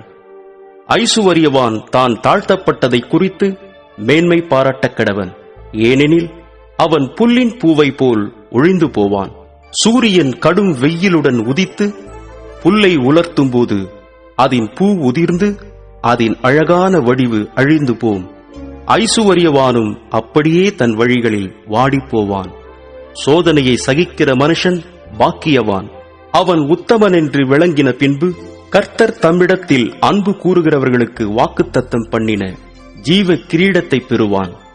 சோதிக்கப்படுகிற எவனும் நான் தேவனால் சோதிக்கப்படுகிறேன் என்று சொல்லாதிருப்பானாக. தேவன் பொல்லாங்கினால் சோதிக்கப்படுகிறவர் அல்ல, ஒருவனையும் அவர் சோதிக்கிறவரும் அல்ல. அவனவன் தன் தன் சுய இச்சையினாலே இழுக்கப்பட்டு சிக்குண்டு சோதிக்கப்படுகிறான். பின்பு இச்சையானது கர்ப்பந்தரித்து பாவத்தை பிறப்பிக்கும். பாவம் பூரணமாகும்போது மரணத்தை பிறப்பிக்கும். என் பிரியமான சகோதரரே, மோசம் போகாதிருங்கள். நன்மையான எந்த ஈவும் பூரணமான எந்த வரமும் பரத்தில் இருந்துண்டாகி சோதிகளின் பிதாவினிடத்திலிருந்து இறங்கி வருகிறது. அவரிடத்தில் யாதொரு மாறுதலும் யாதொரு வேற்றுமையின் நிழலும் இல்லை. அவர் சித்தங்கொண்டு தம்முடைய சிருஷ்டிகளில் நாம் முதற் பலன்களாவதற்கு நம்மை சத்திய வசனத்தினாலே ஜெனிப்பித்தார். ஆகையால் என் பிரியமான சகோதரரே, யாவரும் கேட்கிறதற்கு தீவிரமாயும், பேசுகிறதற்கு பொறுமையாயும், கோபிக்கிறதற்கு தாமதமாயும் இருக்க கடவர்கள். மனுஷருடைய கோபம் தேவனுடைய நீதியை நடப்பிக்க மாட்டாதே. ஆகையால் நீங்கள் எல்லாவித அழுக்கையும் கொடிய துர்க்குணத்தையும் ஒழித்துவிட்டு, உங்கள் உள்ளத்தில் நாட்டப்பட்டதாயும் உங்கள் ஆத்துமாக்களை ரட்சிக்க வல்லமையுள்ளதாயும் இருக்கிற வசனத்தை சாந்தமாய் ஏற்றுக்கொள்ளுங்கள். அல்லாமலும் நீங்கள் உங்களை வஞ்சியாதபடிக்கு திருவசனத்தை கேட்கிறவர்களாய் மாத்திரமல்ல, அதின்படி செய்கிறவர்களாயும் இருங்கள். எண்ணத்தினாலெனில் ஒருவன் திருவசனத்தை கேட்டும் அதின்படி செய்யாதவனானால் கண்ணாடியிலே தன் சுபாவ முகத்தை பார்க்கிற மனுஷனுக்கு ஒப்பாயிருப்பான். அவன் தன்னைத்தானே பார்த்து அவ்விடம் விட்டு போனவுடனே தன் சாயல் இன்னதென்பதை மறந்து விடுவான். சுயாதீன பிரமாணமாகிய பூரண பிரமாணத்தை உற்று பார்த்து அதிலே நிலைத்திருக்கிறவனே கேட்கிறதை மறக்கிறவனாயிராமல் அதற்கேற்ற கிரியை செய்கிறவனாயிருந்து தன் செய்கையில் பாக்கியவானாயிருப்பான். உங்களில் ஒருவன் தன் நாவை அடக்காமல் தன் இருதயத்தை வஞ்சித்து தன்னை தேவ பக்தியுள்ளவன் என்று எண்ணினால் அவனுடைய தேவபக்தி வீணாயிருக்கும். திக்கற்ற பிள்ளைகளும் விதவிகளும் படுகிற உபத்திரவத்திலே அவர்களை விசாரிக்கிறதும் உலகத்தால் கரைபடாதபடிக்கு தன்னை காத்துக் கொள்ளுகிறதுமே பிதாவாகிய தேவனுக்கு முன்பாக மாசில்லாத சுத்தமான பக்தியாயிருக்கிறது. 2ஆம் அதிகாரம். என் சகோதரரே, மகிமையுள்ள நம்முடைய கர்த்தராகிய இயேசு கிறிஸ்துவின் மேலுள்ள விசுவாசத்தை பட்சபாதத்தோടെ பற்றிக் கொள்ளாதிருப்பீர்களாக. ஏனெனில் பொன்மோதிரமும் மினுக்குள்ள வஸ்திரமும் தரித்திருக்கிற ஒரு மனுஷனும் கந்தையான வஸ்திரம் தரித்திருக்கிற ஒரு தரித்திரனும் உங்கள் ஆலயத்தில் வரும்போது மினுக்குள்ள வஸ்திரம் தரித்தவரை கண்ணோக்கி, நீர் இந்த நல்ல இடத்தில் உட்காரும் என்றும், தரித்திரனை பார்த்து நீ அங்கே நில்லு அல்லது இங்கே என் பாத படி அண்டையிலே உட்கார் என்றும் நீங்கள் சொன்னால், உங்களுக்குள்ளே பேதகம் பண்ணி தகாத சிந்தனைகளோட நிதானிக்கிறவர்களாயிருப்பீர்கள் அல்லவா? என் பிரியமான சகோதரரே, கேளுங்கள். தேவன் இவ்வுலகத்தின் தரித்திரரை விசுவாசத்தில் ஐஸ்வர்யவான்களாகவும் தம்மிடத்தில் அன்பு கூறுகிறவர்களுக்கு தாம் வாக்குத்தத்தம் பண்ணின ராஜ்யத்தை சுதந்திரிக்கிறவர்களாகவும் தெரிந்து கொள்ளவில்லையா? நீங்களோ தரித்திரரை கனவீனம் பண்ணுகிறீர்கள். ஐசுவரியவான்கள் அல்லவோ உங்களை ஒடுக்குகிறார்கள். அவர்களல்லவோ உங்களை நியாயாசனங்களுக்கு முன்பாக இழுக்கிறார்கள். உங்களுக்கு தரிக்கப்பட்ட நல்ல நாமத்தை அவர்களல்லவோ தூஷிக்கிறார்கள். உன்னிடத்தில் நீ அன்பு கூறுகிறது போல பிறனிடத்திலும் அன்பு கூறுவாயாக என்று வேதவாக்கியம் சொல்லுகிற ராஜரீக பிரமாணத்தை நீங்கள் நிறைவேற்றினால் நன்மை செய்வீர்கள். பட்சபாதம் உள்ளவர்களாயிருப்பீர்களானால் பாவஞ்செய்து மீறினவர்கள் என்று நியாயப் பிரமாணத்தால் தீர்க்கப்படுவீர்கள். எப்படியெனில், ஒருவன் நியாயப் பிரமாணம் முழுவதையும் கைக்கொண்டிருந்தும் ஒன்றிலே தவறினால் எல்லாவற்றிலும் குற்றவாளியாயிருப்பான். ஏனென்றால், விபசாரம் செய்யாதிருப்பாயாக என்று சொன்னவர் கொலை செய்யாதிருப்பாயாக என்றும் சொன்னார். ஆதலால் நீ விபசாரம் செய்யாமலிருந்தும் கொலை செய்தாயானால் நியாயப் பிரமாணத்தை மீறினவனாவாய். சுயாதீன பிரமாணத்தினால் நியாய தீர்ப்படைய போகிறவர்களாய் அதற்கேற்றபடி பேசி அதற்கேற்றபடி செய்யுங்கள். ஏனென்றால், இரக்கஞ்செய்யாதவனுக்கு இரக்கமில்லாத நியாய தீர்ப்பு கிடைக்கும். நியாய தீர்ப்புக்கு முன்பாக இரக்கம் மேன்மை பாராட்டும். என் சகோதரரே, ஒருவன் தனக்கு விசுவாசம் உண்டென்று சொல்லியும் கிரியைகளில்லாதவனானால் அவனுக்கு பிரயோஜனம் என்ன? அந்த விசுவாசம் அவனை இரட்சிக்குமா? ஒரு சகோதரனாவது சகோதரியாவது வஸ்திரமில்லாமலும் அனுதின ஆகாரமில்லாமலும் இருக்கும்போது உங்களில் ஒருவன் அவர்களை நோக்கி, நீங்கள் சமாதானத்தோடே போங்கள், குளிர் காய்ந்து பசியாருங்கள் என்று சொல்லியும் சரீரத்திற்கு வேண்டியவைகளை அவர்களுக்கு கொடாவிட்டால் பிரயோஜனம் என்ன? அப்படியே விசுவாசமும் கிரியைகளில்லாதிருந்தால் தன்னிலேதானே செத்ததாயிருக்கும். ஒருவன், உனக்கு விசுவாசம் உண்டு, எனக்கு கிரியைகளுண்டு, கிரியைகளில்லாமல் உன் விசுவாசத்தை எனக்கு காண்பி, நான் என் விசுவாசத்தை என் கிரியைகளினாலே உனக்கு காண்பிப்பேன் என்பானே. தேவன் ஒருவர் உண்டென்று விசுவாசிக்கிறாய், அப்படி செய்கிறது நல்லதுதான். பிசாசுகளும் விசுவாசித்து நடுங்குகின்றன. வீணான மனுஷனே, கிரியைகளில்லாத விசுவாசம் செத்ததென்று நீ அறிய வேண்டுமோ? நம்முடைய பிதாவாகிய ஆபிரகாம் தன் குமாரன் ஈசாக்கை பலிபீடத்தின் மேல் செலுத்தினபோது கிரியைகளினாலே அல்லவோ நீதிமானாக்கப்பட்டான்? விசுவாசம் அவனுடைய கிரியைகளோடே கூட முயற்சி செய்து கிரியைகளினாலே விசுவாசம் பூரணப்பட்டதென்று காண்கிறாயே. அப்படியே ஆபிரகாம் தேவனை விசுவாசித்தான், அது அவனுக்கு நீதியாக எண்ணப்பட்டது என்கிற வேதவாக்கியம் நிறைவேறிற்று. அவன் தேவனுடைய சிநேகிதன் எண்ணப்பட்டான். ஆதலால் மனுஷன் விசுவாசத்தினாலே மாத்திரமல்ல கிரியைகளினாலேயும் நீதிமானாக்கப்படுகிறான் என்று நீங்கள் காண்கிறீர்களே. அந்தப்படி ராகாப் என்னும் வேசியும் தூதர்களை ஏற்றுக்கொண்டு வேறு வழியாய் அனுப்பிவிட்டபோது கிரியைகளினாலே அல்லவோ நீதியுள்ளவளாக்கப்பட்டாள். அப்படியே ஆவியில்லாத சரீரம் செத்ததாயிருக்கிறது போல கிரியைகளில்லாத விசுவாசமும் செத்ததாயிருக்கிறது. 3ஆம் அதிகாரம். என் சகோதரரே, அதிக ஆக்கினையை அடைவோம் என்று அறிந்து உங்களில் அநேகர் போதகராகாதிருப்பீர்களாக. நாம் எல்லாரும் அநேக விஷயங்களில் தவறுகிறோம். ஒருவன் சொல் தவறாதவனானால் அவன் பூரண புருஷனும் தன் சரீரம் முழுவதையும் கடிவாளத்தினாலே அடக்கிக் கொள்ளக்கூடியவனுமாயிருக்கிறான். பாருங்கள், குதிரைகள் நமக்கு கீழ்ப்படியும்படிக்கு அவைகளின் வாய்களில் கடிவாளம் போட்டு அவைகளுடைய முழு சரீரத்தையும் திருப்பி நடத்துகிறோம். கப்பல்களையும் பாருங்கள், அவைகள் மகா பெரியவைகளாயிருந்தாலும் கடுங்காற்றுகளால் அடிபட்டாலும் அவைகளை நடத்துகிறவன் போகும்படி யோசிக்கும் இடம் எதுவோ அவ்விடத்திற்கு நேராக மிகவும் சிறிதான சுக்கானாலே திருப்பப்படும். அப்படியே நாவானதும் சிறிய அவயவமாயிருந்தும் பெருமையானவைகளை பேசும். பாருங்கள், சிறிய நெருப்பு எவ்வளவு பெரிய காட்டை கொளுத்தி விடுகிறது. நாவும் நெருப்புத்தான். அது அநீதி நிறைந்த உலகம். நம்முடைய அவயவங்களில் நாவானது முழு சரீரத்தையும் கரைபடுத்தி ஆயுள் சக்கரத்தை கொளுத்தி விடுகிறதாயும் நரக அக்கினியினால் கொளுத்தப்படுகிறதாயும் இருக்கிறது. சகலவிதமான மிருகங்கள், பறவைகள், ஊரும் பிராணிகள், நீர்வாழும் ஜந்துக்கள் ஆகிய இவைகளின் சுபாவம் மனுஷ சுபாவத்தால் அடக்கப்படும், அடக்கப்பட்டதும் உண்டு. நாவை அடக்க ஒரு மனுஷனானாலும் கூடாது. அது அடங்காத பொல்லாங்குள்ளதும் சாவுக்கேதுவான விஷம் நிறைந்ததுமாயிருக்கிறது. அதனாலே நாம் பிதாவாகிய தேவனை துதிக்கிறோம். தேவனுடைய சாயலின்படி உண்டாக்கப்பட்ட மனுஷரை அதனாலேயே சபிக்கிறோம். துதித்தலும் சபித்தலும் ஒரே வாயிலிருந்து புறப்படுகிறது. என் சகோதரரே, இப்படி இருக்கலாகாது. ஒரே ஊற்று கண்ணிலிருந்து தித்திப்பும் கசப்புமான தண்ணீர் சுரக்குமா? என் சகோதரரே, அத்திமரம் ஒலிவப் பழங்களையும் திராட்சச் செடி அத்திப்பழங்களையும் கொடுக்குமா? அப்படியே உவர்ப்பான நீரூற்று தித்திப்பான ஜலத்தை கொடுக்க மாட்டாது. உங்களில் ஞானியும் விவேகியுமாயிருக்கிறவன் எவனோ அவன் ஞானத்திற்குரிய சாந்தத்தோடே தன் கிரியைகளை நல்ல நடக்கையினாலே காண்பிக்க கடவன். உங்கள் இருதயத்திலே கசப்பான வைராக்கியத்தையும் விரோதத்தையும் வைத்தீர்களானால் நீங்கள் பெருமை பாராட்டாதிருங்கள். சத்தியத்திற்கு விரோதமாய் பொய் சொல்லாமலும் இருங்கள். இப்படிப்பட்ட ஞானம் பரத்திலிருந்து இறங்கி வருகிற ஞானமாயிராமல் லௌகிக சம்பந்தமானதும் ஜென்ம சுபாவத்துக்குரியதும் பேய்த்தனத்துக்கடுத்ததுமாயிருக்கிறது. வைராக்கியமும் விரோதமும் எங்கே உண்டோ அங்கே கலகமும் சகல துர்ச்செய்கைகளும் உண்டு. பரத்திலிருந்து வருகிற ஞானமோ முதலாவது சுத்தமுள்ளதாயும் பின்பு சமாதானமும் சாந்தமும் இணக்கமும் உள்ளதாயும் இரக்கத்தாலும் நற்கணிகளாலும் நிறைந்ததாயும் பட்சபாதம் இல்லாததாயும் மாயமற்றதாயும் இருக்கிறது.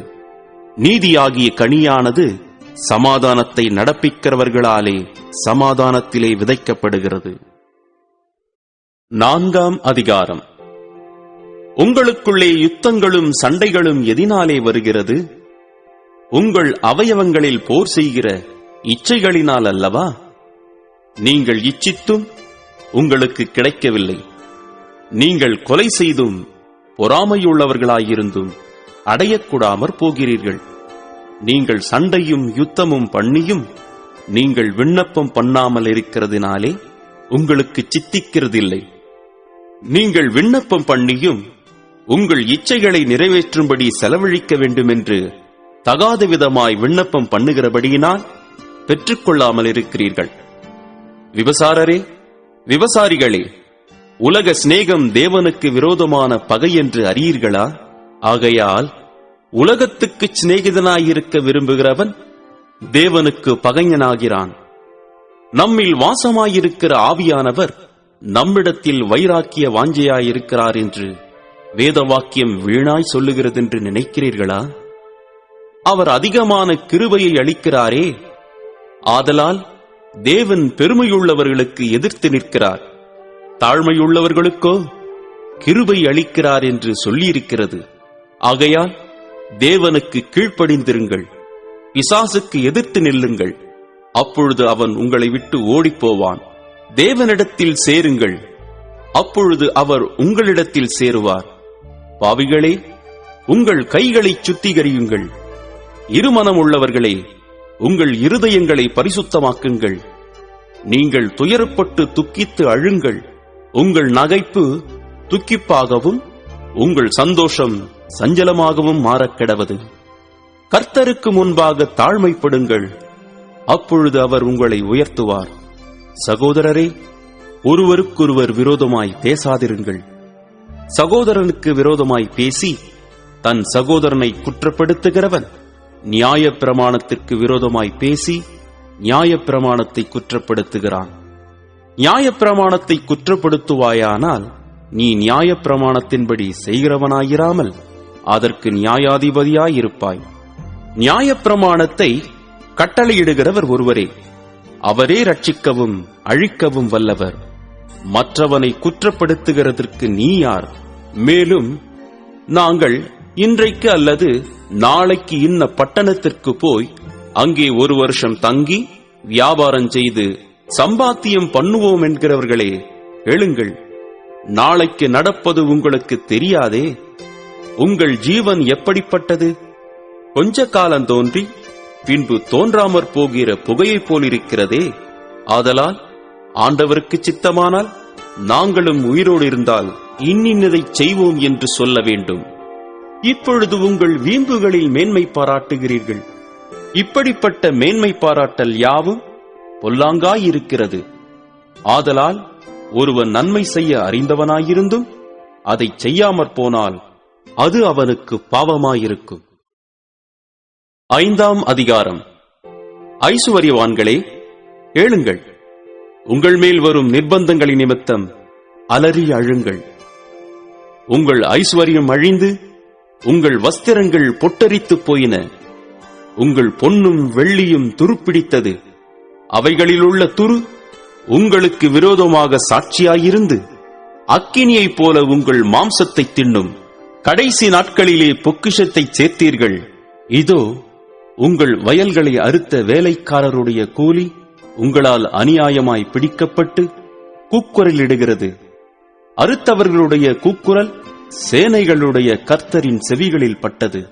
பூமியிலே நீங்கள் சம்பிரமமாய் வாழ்ந்து சுகபோகத்தில் உழன்றீர்கள். கொழுத்தவைகளை அடிக்கும் நாளில் நடக்கிறது போல உங்கள் இருதயங்களை போஷித்தீர்கள். நீதிமானை நீங்கள் ஆக்கினைக்குள்ளாக தீர்த்து கொலை செய்தீர்கள். அவன் உங்களோடே எதிர்த்து நிற்கவில்லை. இப்படி இருக்க சகோதரரே, கர்த்தர் வருமளவும் நீடிய பொறுமையாயிருங்கள். இதோ பயிரிடுகிறவன் பூமியில் நற்பலனை அடைய வேண்டுமென்று முன்மாறியும் பின்மாறியும் வருமளவும் நீடிய பொறுமையோடே காத்திருக்கிறான். நீங்களும் நீடிய பொறுமையோடு இருந்து உங்கள் இருதயங்களை ஸ்திரப்படுத்துங்கள். கர்த்தரின் வருகை சமீபமாயிருக்கிறதே. சகோதரரே, நீங்கள் நியாயம் தீர்க்கப்படாதபடிக்கு ஒருவருக்கொருவர் விரோதமாய் முறையிடாதிருங்கள். இதோ நியாயாதிபதி வாசற்படியில் நிற்கிறார். என் சகோதரரே, கர்த்தருடைய நாமத்தினாலே பேசின தீர்க்கதரிசிகளை துன்பப்படுதலுக்கும் நீடிய பொறுமைக்கும் திருஷ்டாந்தமாக வைத்துக் கொள்ளுங்கள். இதோ பொறுமையாயிருக்கிறவர்களை பாக்கியவான்கள் என்கிறோமே. யோபின் பொறுமையை குறித்து கேள்விப்பட்டிருக்கிறீர்கள். கர்த்தருடைய செயலின் முடிவையும் கண்டிருக்கிறீர்கள். கர்த்தர் மிகுந்த உருக்கமும் இரக்கமும் உள்ளவராயிருக்கிறாரே. விசேஷமாய் என் சகோதரரே, வானத்தின் பேரிலாவது பூமியின் பேரிலாவது வேறெந்த ஆணையினாலாவது சத்தியம் பண்ணாதிருங்கள். நீங்கள் ஆக்கினைக்குள்ளாக தீர்க்கப்படாதபடிக்கு உள்ளதை உள்ளதென்றும் இல்லதை இல்லதென்றும் சொல்லக் கடவீர்கள். உங்களில் ஒருவன் துன்பப்பட்டால் ஜெபம் பண்ணக் கடவன். ஒருவன் மகிழ்ச்சியாயிருந்தால் சங்கீதம் பாடக் கடவன். உங்களில் ஒருவன் வியாதிப்பட்டால் அவன் சபையின் மூப்பர்களை வரவழைப்பானாக. அவர்கள் கர்த்தருடைய நாமத்தினாலே அவனுக்கு எண்ணெய் பூசி அவனுக்காக ஜெபம் பண்ணக் கடவர்கள். அப்பொழுது விசுவாசமுள்ள ஜெபம் பிணியாளியை இரட்சிக்கும். கர்த்தர் அவனை எழுப்புவார். அவன் பாவம் செய்தவனானால் அது அவனுக்கு மன்னிக்கப்படும். நீங்கள் சொஸ்தமடையும்படிக்கு உங்கள் குற்றங்களை ஒருவருக்கொருவர் அறிக்கையிட்டு ஒருவருக்காக ஒருவர் ஜெபம் பண்ணுங்கள். நீதிமான் செய்யும் ஊக்கமான வேண்டுதல் மிகவும் பலனுள்ளதாயிருக்கிறது. எலியா என்பவன் நம்மைப் போல பாடுள்ள மனுஷனாயிருந்தும் மழை பெய்யாதபடிக்கு கருத்தாய் ஜெபம் பண்ணினான். அப்பொழுது 3 வருஷமும் 6 மாதமும் பூமியின் மேல் மழை பெய்யவில்லை. மறுபடியும் ஜெபம் பண்ணினான். அப்பொழுது வானம் மழையை பொழிந்தது, பூமி தன் பலனை தந்தது. சகோதரரே, உங்களில் ஒருவன் சத்தியத்தை விட்டு விலகி மோசம் போகும்போது மற்றொருவன் அவனை திருப்பினால், தப்பிப்போன மார்க்கத்தினின்று பாவியை திருப்புகிறவன் ஒரு ஆத்துமாவை மரணத்தினின்று ரட்சித்து திரளான பாவங்களை மூடுவான் என்று அறியக்கடவன். அப்போஸ்தலனாகிய பேதுரு எழுதின பொதுவான முதலாம் நிருபம், 1ஆம் அதிகாரம். இயேசு கிறிஸ்துவின் அப்போஸ்தலனாகிய பேதுரு பொந்து, கலாத்தியா, கப்பத்தோக்கியா, ஆசியா, பித்தினியா தேசங்களிலே சிதறி இருக்கிறவர்களில் பிதாவாகிய தேவனுடைய முன்னறிவின்படியே ஆவியானவரின் பரிசுத்தமாக்குதலினாலே கீழ்ப்படிதலுக்கும் இயேசு கிறிஸ்துவினுடைய இரத்தம் தெளிக்கப்படுதலுக்கும் தெரிந்து கொள்ளப்பட்ட பரதேசிகளுக்கு எழுதுகிறதாவது, கிருபையும் சமாதானமும் உங்களுக்கு பெருக கடவது. நம்முடைய கர்த்தராகிய இயேசு கிறிஸ்துவின் பிதாவாகிய தேவனுக்கு ஸ்தோத்திரம் உண்டாவதாக. அவர் இயேசு கிறிஸ்து மரித்தோரிலிருந்து எழுந்ததினாலே அழியாததும் மாசற்றதும் வாடாததுமாகிய சுதந்திரத்திற்கேதுவாக ஜீவனுள்ள நம்பிக்கை உண்டாகும்படி தமது மிகுந்த இரக்கத்தின்படியே நம்மை மறுபடியும் ஜெனிப்பித்தார். கடைசி காலத்திலே வெளிப்பட ஆயத்தமாக்கப்பட்டிருக்கிற ரட்சிப்புக்கு ஏதுவாக விசுவாசத்தை கொண்டு தேவனுடைய பலத்தினாலே காக்கப்பட்டிருக்கிற உங்களுக்கு அந்த சுதந்திரம் பரலோகத்தில் வைக்கப்பட்டிருக்கிறது. இதிலே நீங்கள் மிகவும் சந்தோஷப்படுகிறீர்கள். என்றாலும் துன்பப்பட வேண்டியது அவசியமானதால் இப்பொழுது கொஞ்ச காலம் பலவிதமான சோதனைகளினாலே துக்கப்படுகிறீர்கள். அழிந்து போகிற பொன் அக்கினியினாலே சோதிக்கப்படும். அதை பார்க்கிலும் அதிக விலையேற பெற்றதாயிருக்கிற உங்கள் விசுவாசம் சோதிக்கப்பட்டு இயேசு கிறிஸ்து வெளிப்படும் போது உங்களுக்கு புகழ்ச்சியும் கனமும் மகிமையும் உண்டாக காணப்படும். அவரை நீங்கள் காணாமலிருந்தும் அவரிடத்தில் அன்பு கூறுகிறீர்கள். இப்பொழுது அவரை தரிசியாமலிருந்தும் அவரிடத்தில் விசுவாசம் வைத்து சொல்லி முடியாததும் மகிமையால் நிறைந்ததுமாயிருக்கிற சந்தோஷமுள்ளவர்களாய் களிகூர்ந்து உங்கள் விசுவாசத்தின் பலனாகிய ஆத்தும ரட்சிப்பை அடைகிறீர்கள். உங்களுக்கு உண்டான கிருபையை குறித்து தீர்க்க தரிசனம் சொன்ன தீர்க்கதரிசிகள் இந்த ரட்சிப்பை குறித்து கருத்தாய் ஆராய்ந்து பரிசோதனை பண்ணினார்கள். தங்களிலுள்ள கிறிஸ்துவின் ஆவியானவர் கிறிஸ்துவுக்கு உண்டாகும் பாடுகளையும் அவைகளுக்கு பின்வரும் மகிமைகளையும் முன் அறிவித்த போது இன்ன காலத்தை குறித்தார் என்பதையும் அந்த காலத்தின் விசேஷம் இன்னதென்பதையும் ஆராய்ந்தார்கள். தங்கள் நிமித்தமல்ல, நமது நிமித்தமே இவைகளை தெரிவித்தார்கள் என்று அவர்களுக்கு வெளியாக்கப்பட்டது. பரலோகத்திலிருந்து அனுப்பப்பட்ட பரிசுத்த ஆவியினாலே உங்களுக்கு சுவிசேஷத்தை பிரசங்கித்தவர்களை கொண்டு இவைகள் இப்பொழுது உங்களுக்கு அறிவிக்கப்பட்டு வருகிறது. இவைகளை உற்று பார்க்க தேவதூதரும் ஆசையாயிருக்கிறார்கள். ஆகையால் நீங்கள் உங்கள் மனதின் அறையை கட்டிக்கொண்டு தெளிந்த புத்தியுள்ளவர்களாயிருந்து இயேசு கிறிஸ்து வெளிப்படும் போது உங்களுக்கு அளிக்கப்படும் கிருபையின் மேல் பூரண நம்பிக்கையுள்ளவர்களாயிருங்கள். நீங்கள் முன்னே உங்கள் அறியாமையினாலே கொண்டிருந்த இச்சைகளின்படி இனி நடவாமல் கீழ்ப்படுகிற பிள்ளைகளாயிருந்து உங்களை அழைத்தவர் பரிசுத்தராயிருக்கிறது போல நீங்களும் உங்கள் நடக்கைகள் எல்லாவற்றிலேயும் பரிசுத்தராயிருங்கள். நான் பரிசுத்தர், ஆகையால் நீங்களும் பரிசுத்தராயிருங்கள் என்று எழுதியிருக்கிறதே. அன்றியும் பட்சபாதம் இல்லாமல் அவனவனுடைய கிரியைகளின்படி நியாயம் தீர்க்கிறவரை நீங்கள் பிதாவாக தொழுது கொண்டு வருகிறபடியால் இங்கே பரதேசிகளாய் சஞ்சரிக்கும் அளவும் பயத்துடனே நடந்து கொள்ளுங்கள். உங்கள் முன்னோர்களால் பாரம்பரியமாய் நீங்கள் அனுசரித்து வந்த வீணான நடத்தையினின்று அழிவுள்ள வஸ்துக்களாகிய வெள்ளியினாலும் பொன்னினாலும் மீட்கப்படாமல் குற்றமில்லாத மாசற்ற ஆட்டுக்குட்டியாகிய கிறிஸ்துவின் விலையேற பெற்ற இரத்தத்தினாலே மீட்கப்பட்டீர்கள் என்று அறிந்திருக்கிறீர்களே. அவர் உலகத் தோற்றத்திற்கு முன்னே குறிக்கப்பட்டவராயிருந்து தமது மூலமாய் தேவன் மேல் விசுவாசமாயிருக்கிற உங்களுக்காக இந்த கடைசி காலங்களில் வெளிப்பட்டார். உங்கள் விசுவாசமும் நம்பிக்கையும் தேவன் மேல் இருக்கும்படி அவரை மரித்தோரிலிருந்து எழுப்பி அவருக்கு மகிமையை கொடுத்தார். ஆகையால் நீங்கள் மாயமற்ற சகோதர சிநேகமுள்ளவர்களாகும்படி ஆவியினாலே சத்தியத்திற்கு கீழ்ப்படிந்து உங்கள் ஆத்துமாக்களை சுத்தமாக்கிக் கொண்டவர்களாயிருக்கிறபடியால் சுத்த இருதயத்தோடே ஒருவரிலொருவர் ஊக்கமாய் அன்பு கூறுங்கள். அழிவுள்ள வித்தினாலே அல்ல, என்றென்றைக்கும் நிற்கிறதும் ஜீவனுள்ளதுமான தேவ வசனமாகிய அழிவில்லாத வித்தினாலே மறுபடியும் ஜெனிப்பிக்கப்பட்டிருக்கிறீர்களே. மாம்சமெல்லாம் புல்லை போலவும் மனுஷருடைய மகிமையெல்லாம் புல்லின் பூவை போலவும் இருக்கிறது. புல் உலர்ந்தது, அதன் பூவும் உதிர்ந்தது. கர்த்தருடைய வசனமோ என்றென்றைக்கும் நிலைத்திருக்கும்.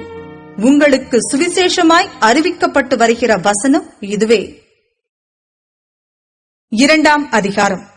இப்படி இருக்க கர்த்தர் தயையுள்ளவர் என்பதை நீங்கள் ருசி பார்த்ததுண்டானால் சகல துர்குணத்தையும் சகலவித கபடத்தையும் வஞ்சகங்களையும் பொறாமைகளையும் சகலவித புறங்கூறுதலையும் ஒழித்துவிட்டு நீங்கள் வளரும்படி புதிதாய் பிறந்த குழந்தைகளைப் போல திருவசனமாகிய களங்கமில்லாத ஞானப்பாலின் மேல் வாஞ்சையாயிருங்கள்.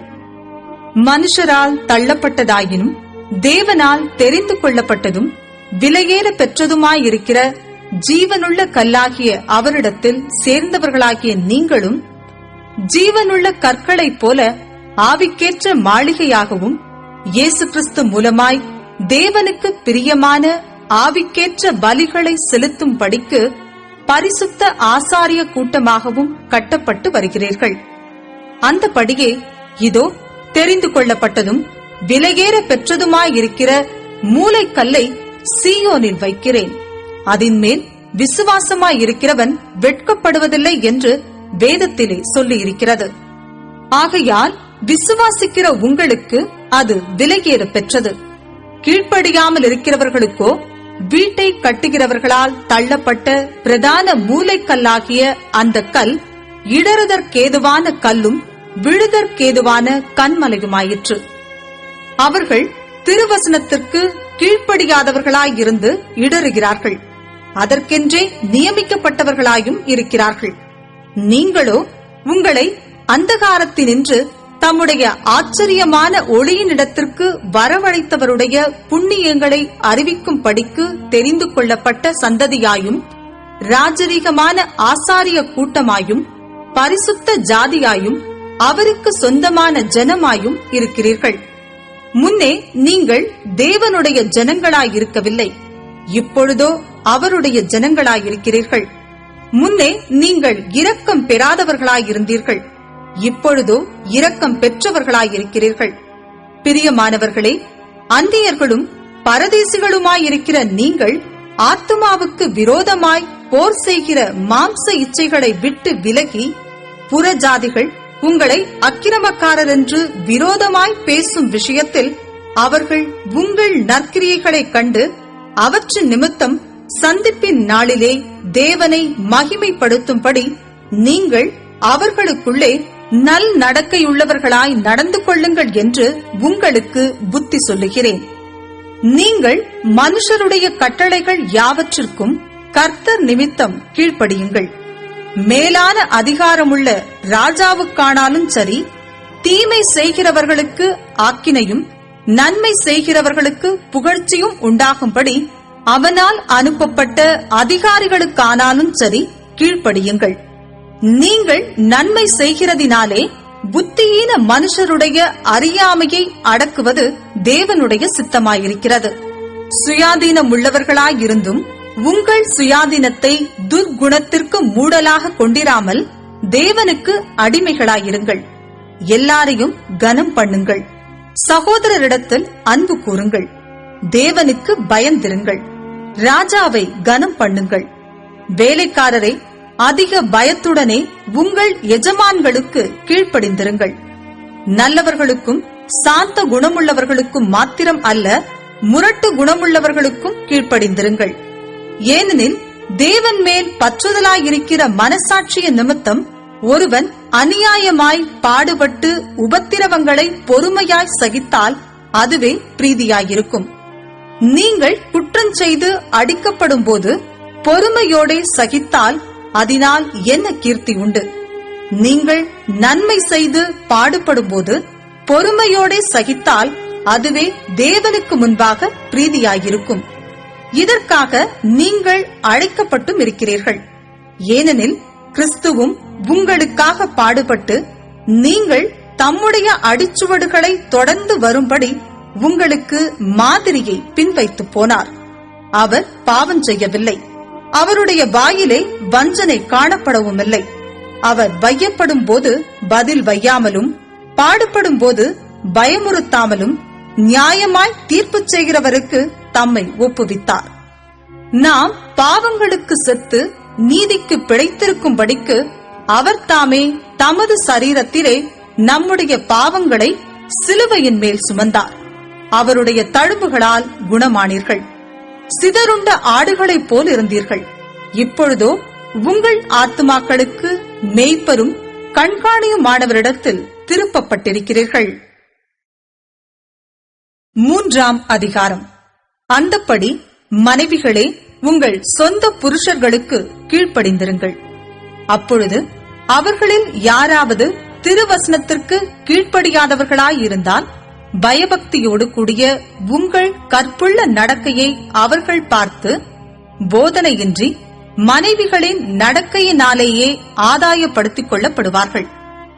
மயிரை பின்னி பொன் ஆபரணங்களை அணிந்து உயர்ந்த வஸ்திரங்களை உடுத்திக் கொள்ளுதலாகிய புறம்பான அலங்கரிப்பு உங்களுக்கு அலங்காரமாயிராமல் அழியாத அலங்கரிப்பாயிருக்கிற சாந்தமும் அமைதலும் உள்ள ஆவியாகிய இருதயத்தில் மறைந்திருக்கிற குணமே உங்களுக்கு அலங்காரமாயிருக்க கடவது.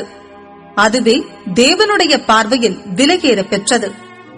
இப்படியே பூர்வத்தில் தேவனிடத்தில் நம்பிக்கையாயிருந்த பரிசுத்த ஸ்திரீகளும் தங்களுடைய புருஷர்களுக்கு கீழ்ப்படிந்து தங்களை அலங்கரித்தார்கள். அந்தபடியே சாராள் ஆபிரகாமை ஆண்டவன் என்று சொல்லி அவனுக்கு கீழ்ப்படிந்திருந்தாள். நீங்கள் நன்மை செய்து ஒரு ஆபத்துக்கும் பயப்படாதிருந்தீர்களானால் அவளுக்கு பிள்ளைகளாயிருப்பீர்கள். அந்தபடி புருஷர்களே, மனைவியானவள் பலவீன பாண்டமாயிருக்கிறபடியினால் உங்கள் ஜெபங்களுக்கு தடை வராதபடிக்கு நீங்கள் விவேகத்தோடு அவர்களுடனே வாழ்ந்து உங்களுடனே கூட அவர்களும் நித்திய ஜீவனாகிய கிருபையை சுதந்தரித்துக் கொள்ளுகிறவர்களானபடியினால் அவர்களுக்கு செய்ய வேண்டிய கனத்தை செய்யுங்கள். மேலும் நீங்கள் எல்லாரும் ஒருமனப்பட்டவர்களும் இரக்கமுள்ளவர்களும் சகோதர சிநேகமுள்ளவர்களும் மன உருக்கமுள்ளவர்களும் இணக்கமுள்ளவர்களுமாயிருந்து தீமைக்கு தீமையையும் உதாசனத்துக்கு உதாசனத்தையும் சரிக்கட்டாமல் அதற்கு பதிலாக நீங்கள் ஆசீர்வாதத்தை சுதந்தரித்துக் கொள்ளும்படி அழைக்கப்பட்டிருக்கிறவர்கள் என்று அறிந்து ஆசீர்வதியுங்கள். ஜீவனை விரும்பி நல்ல நாட்களை காண வேண்டும் என்றிருக்கிறவன் பொல்லாப்புக்கு தன் நாவையும் கபடத்துக்கு தன் உதடுகளையும் விலக்கிக் காத்து பொல்லாப்பை விட்டு நீங்கி நன்மை செய்து சமாதானத்தை தேடி அதை பின்தொடர கடவன். கர்த்தருடைய கண்கள் நீதிமான்கள் மேல் நோக்கமாயிருக்கிறது. அவருடைய செவிகள் அவர்கள் வேண்டுதலுக்கு கவனமாயிருக்கிறது. தீமை செய்கிறவர்களுக்கோ கர்த்தருடைய முகம் விரோதமாயிருக்கிறது. நீங்கள் நன்மையை பின்பற்றுகிறவர்களானால் உங்களுக்கு தீமை செய்கிறவன் யார்? நீதியின் நிமித்தமாக நீங்கள் பாடுபட்டால் பாக்கியவான்களாயிருப்பீர்கள். அவர்களுடைய பயமுறுத்தலுக்கு நீங்கள் பயப்படாமலும் கலங்காமலும் இருந்து கர்த்தராகிய தேவனை உங்கள் இருதயங்களில் பரிசுத்தம் பண்ணுங்கள். உங்களில் இருக்கிற நம்பிக்கையை குறித்து உங்களிடத்தில் விசாரித்து கேட்கிற யாவருக்கும் சாந்தத்தோடும் வணக்கத்தோடும் உத்தரவு சொல்ல எப்பொழுதும் ஆயத்தமாயிருங்கள்.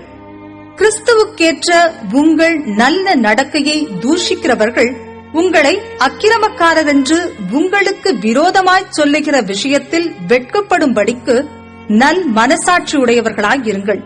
தீமை செய்து பாட அனுபவிப்பதிலும் தேவனுக்கு சித்தமானால் நன்மை செய்து பாட அனுபவிப்பதே மேன்மையாயிருக்கும். ஏனெனில் கிறிஸ்துவும் நம்மை தேவனிடத்தில் சேர்க்கும்படி அநீதியுள்ளவர்களுக்கு பதிலாக நீதியுள்ளவராய் பாவங்களின் நிமித்தம் ஒரு தரம் பாடுபட்டார். அவர் மாம்சத்திலே கொலையுண்டு ஆவியிலே உயிர்ப்பிக்கப்பட்டார். அந்த ஆவியிலே அவர் போய் காவலிலுள்ள ஆவிகளுக்கு பிரசங்கித்தார். அந்த ஆவிகள் பூர்வத்திலே நோவா பேழையை ஆயத்தம் பண்ணும் நாட்களிலே தேவன் நீடிய பொறுமையோட காத்திருந்த போது கீழ்ப்படியாமற் போனவைகள். அந்த பேழையிலே சிலராகிய 8 பேர் மாத்திரம் பிரவேசித்து ஜலத்தினாலே காக்கப்பட்டார்கள். அதற்கு ஒப்பனையான ஞானஸ்நானமானது மாம்ச அழுக்கை நீக்குதலாயிராமல் தேவனை பற்றும் நல் மனசாட்சியின் உடன்படிக்கையாயிருந்து இப்பொழுது நம்மையும் இயேசு கிறிஸ்துவினுடைய உயிர்த்தெழுதலினால் ரட்சிக்கிறது. அவர் பரலோகத்திற்கு போய் தேவனுடைய வலது பாரிசத்தில் இருக்கிறார். தேவதூதர்களும் அதிகாரங்களும் வல்லமைகளும் அவருக்கு கீழ்ப்பட்டிருக்கிறது. 4ஆம் அதிகாரம். இப்படி இருக்க கிறிஸ்து நமக்காக மாம்சத்திலே பாடுபட்டபடியால் நீங்களும் அப்படிப்பட்ட சிந்தையை ஆயுதமாக தரித்துக் கொள்ளுங்கள். ஏனென்றால் மாம்சத்தில் பாடுபடுகிறவன் இனி மாம்சத்தில் இருக்கும் காலம் வரைக்கும் மனுஷருடைய இச்சைகளின்படி பிழைக்காமல் தேவனுடைய சித்தத்தின்படியே பிழைக்கத்தக்கதாக பாவங்களை விட்டோய்ந்திருப்பான். சென்ற வாழ்நாட்காலத்திலே நாம் புற ஜாதிகளுடைய இஷ்டத்தின்படி நடந்து கொண்டது போதும். அப்பொழுது நாம் காம விகாரத்தையும் துர் இச்சைகளையும் நடப்பித்து மதுபானம் பண்ணி களியாட்டு செய்து வெறி கொண்டு அருவருப்பான விக்கிரகாராதனையை செய்து வந்தோம். அந்த துன்மார்க்க உலகிலே அவர்களோட கூட நீங்கள் விழாமல் இருக்கிறதினாலே அவர்கள் ஆச்சரியப்பட்டு உங்களை தூஷிக்கிறார்கள். உயிரோடு இருக்கிறவர்களுக்கும் மரித்தோர்களுக்கும் நியாய தீர்ப்பு கொடுக்க ஆயத்தமாய் இருக்கிறவருக்கு அவர்கள் கணக்கொப்புவிப்பார்கள். இதற்காக மரித்தோரானவர்கள் மனுஷர் முன்பாக மாம்சத்திலே ஆக்கினைக்குள்ளாக்கப்பட்டிருந்தும் தேவன் முன்பாக ஆவியிலே பிழைக்கும்படியாக அவர்களுக்கும் சுவிசேஷம் அறிவிக்கப்பட்டது. எல்லாவற்றிற்கும் முடிவு சமீபமாயிற்று. ஆகையால் தெளிந்த புத்தியுள்ளவர்களாயிருந்து ஜெபம் பண்ணுவதற்கு ஜாக்கிரதை உள்ளவர்களாயிருங்கள். எல்லாவற்றிற்கும் மேலாக ஒருவரிலொருவர் ஊக்கமான அன்புள்ளவர்களாயிருங்கள். அன்பு திரளான பாவங்களை மூடும். முறுமுறுப்பில்லாமல் ஒருவரையொருவர் உபசரியுங்கள். அவனவன் பெற்ற வரத்தின்படியே நீங்கள் தேவனுடைய பற்பல கிருபையுள்ள ஈவுகளை பகிர்ந்து கொடுக்கும் நல்ல உக்கிரானக்காரர் போல ஒருவருக்கொருவர் உதவி செய்யுங்கள். ஒருவன் போதித்தால் தேவனுடைய வாக்கியங்களின்படி போதிக்க கடவன். ஒருவன் உதவி செய்தால் தேவன் தந்தருளும் பெலத்தின்படி செய்ய கடவன். எல்லாவற்றிலேயும் இயேசு கிறிஸ்து மூலமாய் தேவன் மகிமைப்படும்படியே செய்வீர்களாக. அவருக்கே மகிமையும் வல்லமையும் சதா காலங்களிலும் உண்டாயிருப்பதாக. ஆமென். பிரியமானவர்களே, உங்களை சோதிக்கும்படி உங்கள் நடுவில் பற்றி எரிகிற அக்கினியை குறித்து ஏதோ புதுமை என்று திகையாமல் கிறிஸ்துவின் மகிமை வெளிப்படும் போது நீங்கள் களி கூர்ந்து மகிழும்படியாக அவருடைய பாடுகளுக்கு நீங்கள் பங்காளிகளானதால் சந்தோஷப்படுங்கள். நீங்கள் கிறிஸ்துவின் நாமத்தின் நிமித்தம் நிந்திக்கப்பட்டால் பாக்கியவான்கள். ஏனென்றால் தேவனுடைய ஆவியாகிய மகிமையுள்ள ஆவியானவர் உங்கள் மேல் தங்கியிருக்கிறார். அவர்களாலே தூஷிக்கப்படுகிறார், உங்களாலே மகிமைப்படுகிறார். ஆதலால் உங்களில் ஒருவனும் கொலை பாதகனாயாவது திருடனாயாவது பொல்லாங்கு செய்தவனாயாவது அந்நிய காரியங்களில் தலையிட்டு கொண்டவனாயாவது பாடுபடுகிறவனாய் இருக்கக்கூடாது. ஒருவன் கிறிஸ்தவனாய் இருப்பதினால் பாடுபட்டால் வெட்கப்படாமல் இருந்து அதி நிமித்தம் தேவனை மகிமைப்படுத்த கடவன். நியாய தீர்ப்பு தேவனுடைய வீட்டிலே துவக்கும் காலமாயிருக்கிறது. முந்தி நம்மிடத்திலே அது துவக்கினால் தேவனுடைய சுவிசேஷத்திற்கு கீழ்ப்படியாதவர்களின் முடிவு என்னமாயிருக்கும்? நீதிமானே ரட்சிக்கப்படுவது அரிதானால் பக்தி இல்லாதவனும் பாவியும் எங்கே நிற்பான்? ஆகையால் தேவனுடைய சித்தத்தின்படி பாடு அனுபவிக்கிறவர்கள் நன்மை செய்கிறவர்களாய் தங்கள் ஆத்துமாக்களை உண்மையுள்ள சிருஷ்டிகர்த்தாவாகிய அவருக்கு ஒப்புக் கொடுக்க கடவர்கள். 5ஆம் அதிகாரம். உங்களிலுள்ள மூப்பருக்கு உடன் மூப்பனும் கிறிஸ்துவின் பாடுகளுக்கு சாட்சியும் இனி வெளிப்படும் மகிமைக்கு பங்காளியுமாயிருக்கிற நான் புத்தி சொல்லுகிறதென்னவென்றால், உங்களிடத்திலுள்ள தேவனுடைய மந்தையை நீங்கள் மேய்த்து கட்டாயமாய் அல்ல, மனப்பூர்வமாயும் அவலட்சணமான ஆதாயத்திற்காக அல்ல, உற்சாக மனதோடும் சுதந்திரத்தை இருமாப்பாய் ஆளுகிறவர்களாக அல்ல, மந்தைக்கு மாதிரிகளாகவும் கண்காணிப்பு செய்யுங்கள். அப்படி செய்தால் பிரதான மேய்ப்பர் வெளிப்படும் போது மகிமையுள்ள வாடாத கிரீடத்தை பெறுவீர்கள். அந்தபடி இளைஞரே, மூப்பருக்கு கீழ்ப்படியுங்கள். நீங்கள் எல்லாரும் ஒருவருக்கொருவர் கீழ்ப்படிந்து மனத்தாழ்மையை அணிந்து கொள்ளுங்கள். பெருமையுள்ளவர்களுக்கு தேவன் எதிர்த்து நிற்கிறார், தாழ்மையுள்ளவர்களுக்கோ கிருபை அளிக்கிறார். ஆகையால் ஏற்ற காலத்திலே தேவன் உங்களை உயர்த்தும் படிக்கு அவருடைய பலத்த கைக்குள் அடங்கியிருங்கள். அவர் உங்களை விசாரிக்கிறவரானபடியால் உங்கள் கவலைகளை எல்லாம் அவர் மேல் வைத்து விடுங்கள். தெளிந்த புத்தி உள்ளவர்களாயிருங்கள், விழித்திருங்கள். ஏனெனில் உங்கள் எதிராளியாகிய பிசாசானவன் கர்ஜிக்கிற சிங்கம் போல் எவனை விழுங்கலாமோ என்று வகை தேடி சுற்றித் திரிகிறான். விசுவாசத்தில் உறுதியாயிருந்து அவனுக்கு எதிர்த்து நில்லுங்கள். உலகத்திலுள்ள உங்கள் சகோதரரிடத்திலே அப்படிப்பட்ட பாடுகள் நிறைவேறி வருகிறதென்று அறிந்திருக்கிறீர்களே. கிறிஸ்து இயேசுவுக்குள் நம்மை தமது நித்திய மகிமைக்கு அழைத்தவராயிருக்கிற சகல கிருபையும் பொருந்திய தேவன் தாமே கொஞ்ச காலம் பாட அனுபவிக்கிற உங்களை சீர்படுத்தி ஸ்திரப்படுத்தி பலப்படுத்தி நிலைநிறுத்துவாராக. அவருக்கு மகிமையும் வல்லமையும் சதா காலங்களிலும் உண்டாயிருப்பதாக. ஆமென். உங்களுக்கு புத்தி சொல்லும்படிக்கும் நீங்கள் நிலை கொண்டு நிற்கிற கிருபை தேவனுடைய மெய்யான கிருபைதான் என்று சாட்சியிடும்படிக்கும் நான் சுருக்கமாய் உங்களுக்கு எழுதி எனக்கு தோன்றுகிறபடி உண்மையுள்ள சகோதரனாகிய சில்வானுவின் கையிலே கொடுத்து அனுப்பியிருக்கிறேன். உங்களுடனே கூட தெரிந்து கொள்ளப்பட்டிருக்கிற பாபிலோனிலுள்ள சபையும் என் குமாரனாகிய மார்க்கும் உங்களுக்கு வாழ்த்துதல் சொல்லுகிறார்கள். ஒருவரையொருவர் அன்பின் முத்தத்தோட வாழ்த்துதல் செய்யுங்கள். கிறிஸ்து இயேசுவுக்குள்ளான உங்கள் அனைவருக்கும் சமாதானம் உண்டாவதாக. ஆமென். அப்போஸ்தலனாகிய பேதுரு எழுதின பொதுவான 2ஆம் நிருபம். 1ஆம் அதிகாரம். நம்முடைய தேவனும் இரட்சகருமாயிருக்கிற இயேசு கிறிஸ்துவினுடைய நீதியால் எங்களைப் போல அருமையான விசுவாசத்தை பெற்றவர்களுக்கு இயேசு கிறிஸ்துவின் ஊழியக்காரனும் அப்போஸ்தலனுமாகிய சீமோன் பேதுரு எழுதுகிறதாவது, தேவனையும் நம்முடைய கர்த்தராகிய இயேசுவையும் அறிகிற அறிவினால் உங்களுக்கு கிருபையும் சமாதானமும் பெருக கடவது. தம்முடைய மகிமையினாலும் காருண்யத்தினாலும் நம்மை அழைத்தவரை அறிகிற அறிவினாலே ஜீவனுக்கும் தேவ பக்திக்கும் வேண்டிய யாவற்றையும் அவருடைய திவ்ய வல்லமையானது நமக்கு தந்தருளினதுமன்றி இச்சையினால் உலகத்தில் உண்டான கேட்டுக்கு தப்பி திவ்ய சுபாவத்துக்கு பங்குள்ளவர்களாகும் பொருட்டு மகா மேன்மையும் அருமையுமான வாக்கு தத்தங்களும் அவைகளினாலே நமக்கு அளிக்கப்பட்டிருக்கிறது. இப்படி இருக்க நீங்கள் அதிக ஜாக்கிரதையுள்ளவர்களாய் உங்கள் விசுவாசத்தோடே தைரியத்தையும் தைரியத்தோடே ஞானத்தையும் ஞானத்தோடே இச்சை அடக்கத்தையும் இச்சையடக்கத்தோடே பொறுமையையும், பொறுமையோடே தேவ பக்தியையும், தேவ பக்தியோடே சகோதர சிநேகத்தையும், சகோதர சிநேகத்தோடே அன்பையும் கூட்டி வழங்குங்கள். இவைகள் உங்களுக்கு உண்டாயிருந்து பெருகினால் உங்களை நம்முடைய கர்த்தராகிய இயேசு கிறிஸ்துவை அறிகிற அறிவிலே வீணரும் கனியற்றவர்களுமாயிருக்க ஒட்டாது.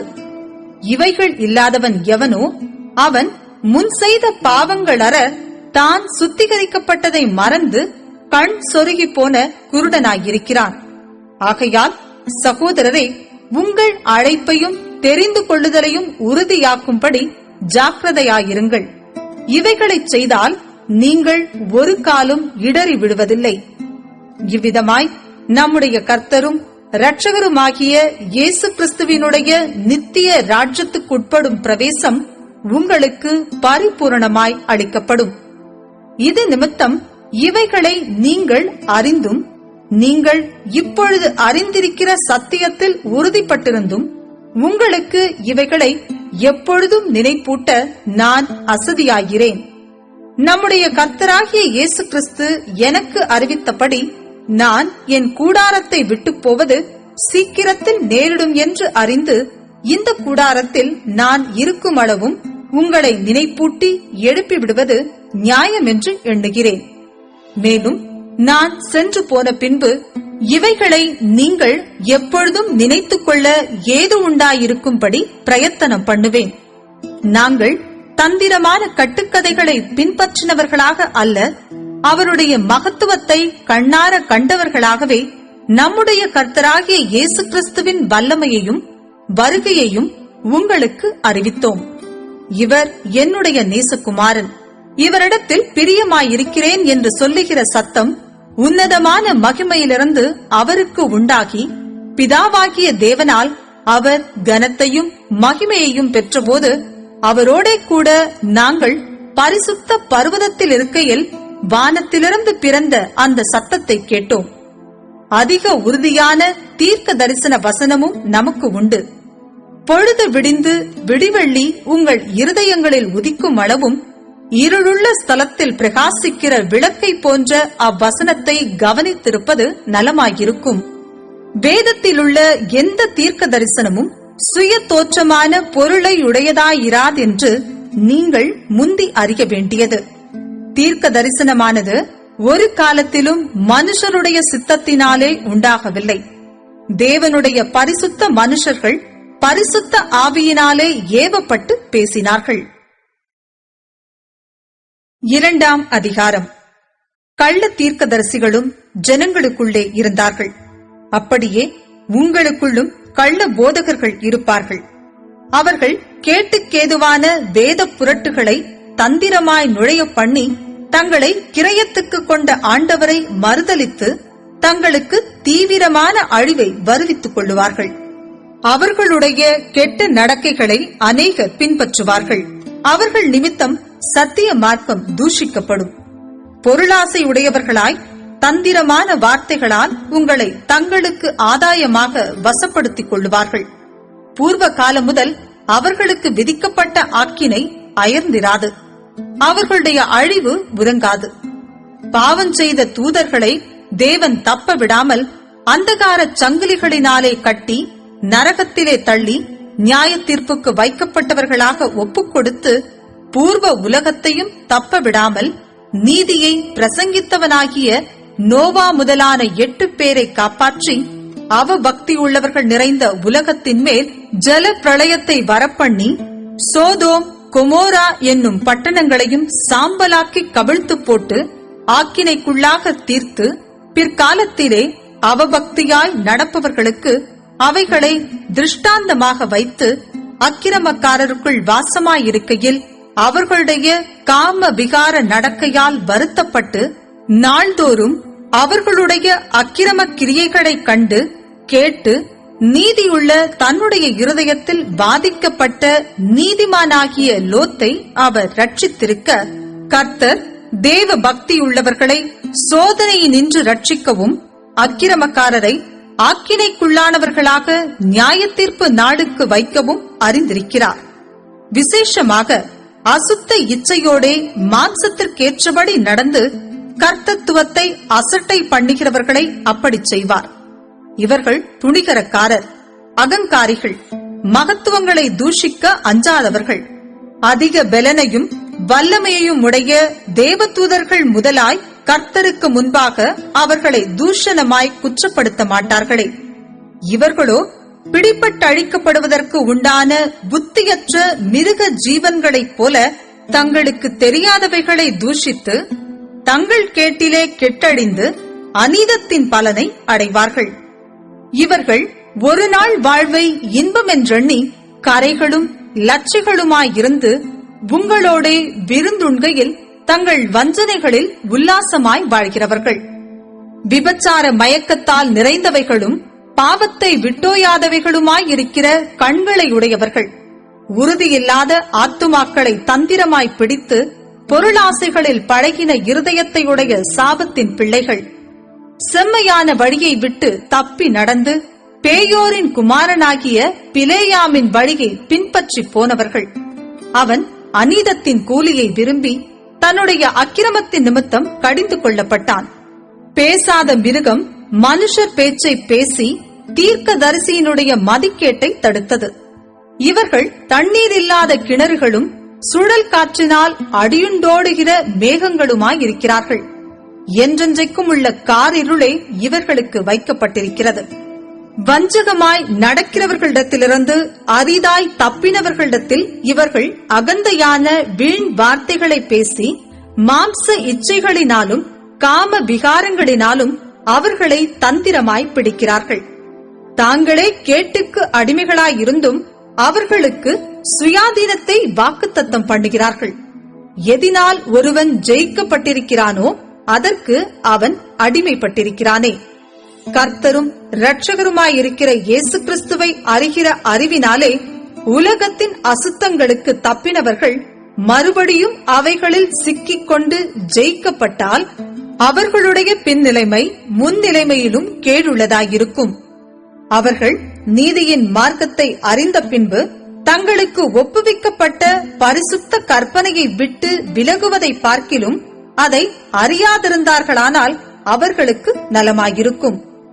நாய் தான் கக்கினதை தின்னவும் கழுவப்பட்ட பன்றி சேற்றிலே புரளவும் திரும்பினது என்று சொல்லப்பட்ட மெய்யான பழமொழியின்படியே அவர்களுக்கு சம்பவித்தது. 3ஆம் அதிகாரம். பிரியமானவர்களே, இந்த 2ஆம் நிருபத்தை இப்பொழுது உங்களுக்கு எழுதுகிறேன். பரிசுத்த தீர்க்கதரிசிகளால் முன் சொல்லப்பட்ட வார்த்தைகளையும் இரட்சகராயிருக்கிற கர்த்தருடைய அப்போஸ்தலராகிய எங்களுடைய கட்டளைகளையும் நீங்கள் நினைவு கூறும்படி இந்த நிருபங்களினால் உங்கள் உண்மையான மனதை நினைப்பூட்டி எழுப்புகிறேன். முதலாவது நீங்கள் அறிய வேண்டியது என்னவெனில், கடைசி நாட்களில் பரியாசக்காரர் வந்து தங்கள் சுய இச்சைகளின்படியே நடந்து அவர் வருவார் என்று சொல்லுகிற வாக்குத்தத்தம் எங்கே? பிதாக்கள் நித்திரை அடைந்த பின்பு சகலமும் சிருஷ்டிப்பின் தோற்றம் முதல் இருந்த விதமாய் இருக்கிறதே என்று சொல்லுவார்கள். பூர்வ காலத்தில் தேவனுடைய வார்த்தையினாலே வானங்களும் ஜலத்தினின்று தோன்றி ஜலத்தினாலே நிலை கொண்டிருக்கிற பூமியும் உண்டாயினவென்பதையும், அப்பொழுது இருந்த உலகம் ஜல பிரளயத்தினாலே அழிந்ததென்பதையும் மனதார அறியாமலிருக்கிறார்கள். இப்பொழுது இருக்கிற வானங்களும் பூமியும் அந்த வார்த்தையினாலேயே அக்கினிக்கு இரையாக வைக்கப்பட்டு தேவ பக்தி இல்லாதவர்கள் நியாயம் தீர்க்கப்பட்டு அழிந்து போகும் நாள் வரைக்கும் காக்கப்பட்டிருக்கிறது. பிரியமானவர்களே, கர்த்தருக்கு ஒரு நாள் 1000 வருஷம் போலவும் 1000 வருஷம் ஒரு நாள் போலவும் இருக்கிறதென்கிற இந்த ஒரு காரியத்தை நீங்கள் அறியாதிருக்க வேண்டாம். தாமதிக்கிறார் என்று சிலர் எண்ணுகிறபடி கர்த்தர் தமது வாக்குத்தத்தத்தை குறித்து தாமதமாயிராமல் ஒருவரும் கெட்டுப் போகாமல் எல்லாரும் மனம் திரும்ப வேண்டும் என்று விரும்பி நம்மேல் நீடிய பொறுமையுள்ளவராயிருக்கிறார். கர்த்தருடைய நாள் இரவிலே திருடன் வருகிற விதமாய் வரும். அப்பொழுது வானங்கள் மடமட என்று அகன்று போம், பூதங்கள் வெந்து உருகிப்போம், பூமியும் அதிலுள்ள கிரியைகளும் எரிந்து அழிந்து போம். இப்படி இவைகளெல்லாம் அழிந்து போகிறதாயிருக்கிறபடியால் நீங்கள் எப்படிப்பட்ட பரிசுத்த நடக்கையும் தேவ பக்தியும் உள்ளவர்களாய் இருக்க வேண்டும். தேவனுடைய நாள் சீக்கிரமாய் வரும்படிக்கு மிகுந்த ஆவலோடே காத்திருங்கள். அந்த நாளில் வானங்கள் வெந்து அழிந்து பூதங்கள் எரிந்து உருகிப்போம். அவருடைய வாக்குத்தத்தத்தின்படியே நீதி வாசமாயிருக்கும் புதிய வானங்களும் புதிய பூமியும் உண்டாகும் என்று காத்திருக்கிறோம். ஆகையால் பிரியமானவர்களே, இவைகள் வர காத்திருக்கிற நீங்கள் கரையற்றவர்களும் பிழையில்லாதவர்களுமாய் சமாதானத்தோடே அவர் சன்னதியில் காணப்படும்படி ஜாக்கிரதையாயிருங்கள். மேலும் நம்முடைய கர்த்தரின் நீடிய பொறுமையை இரட்சிப்பென்று எண்ணுங்கள். நமக்கு பிரியமான சகோதரனாகிய பவுலும் தனக்கு அருளப்பட்ட ஞானத்தினாலே இப்படியே உங்களுக்கு எழுதியிருக்கிறான். எல்லா நிருபங்களிலும் இவைகளை குறித்து பேசியிருக்கிறான். அவன் சொன்னவைகளில் சில காரியங்கள் அறிகிறதற்கு அரிதாயிருக்கிறது. கல்லாதவர்களும் உறுதி இல்லாதவர்களும் மற்ற வேத வாக்கியங்களை புரட்டுகிறது போல தங்களுக்கு கேடுவரத்தக்கதாக இவைகளையும் புரட்டுகிறார்கள். ஆதலால் பிரியமானவர்களே, இவைகளை முன்னமே நீங்கள் அறிந்திருக்கிறபடியால் அக்கிரமக்காரருடைய வஞ்சகத்திலே நீங்கள் இழுப்புண்டு உங்கள் உறுதியிலிருந்து விலகி விழுந்து போகாதபடிக்கு எச்சரிக்கையாயிருந்து நம்முடைய கர்த்தரும் இரட்சகருமாகிய இயேசு கிறிஸ்துவின் கிருபையிலும் அவரை அறிகிற அறிவிலும் வளருங்கள். அவருக்கு இப்பொழுதும் என்றென்றைக்கும் மகிமை உண்டாவதாக. ஆமென்.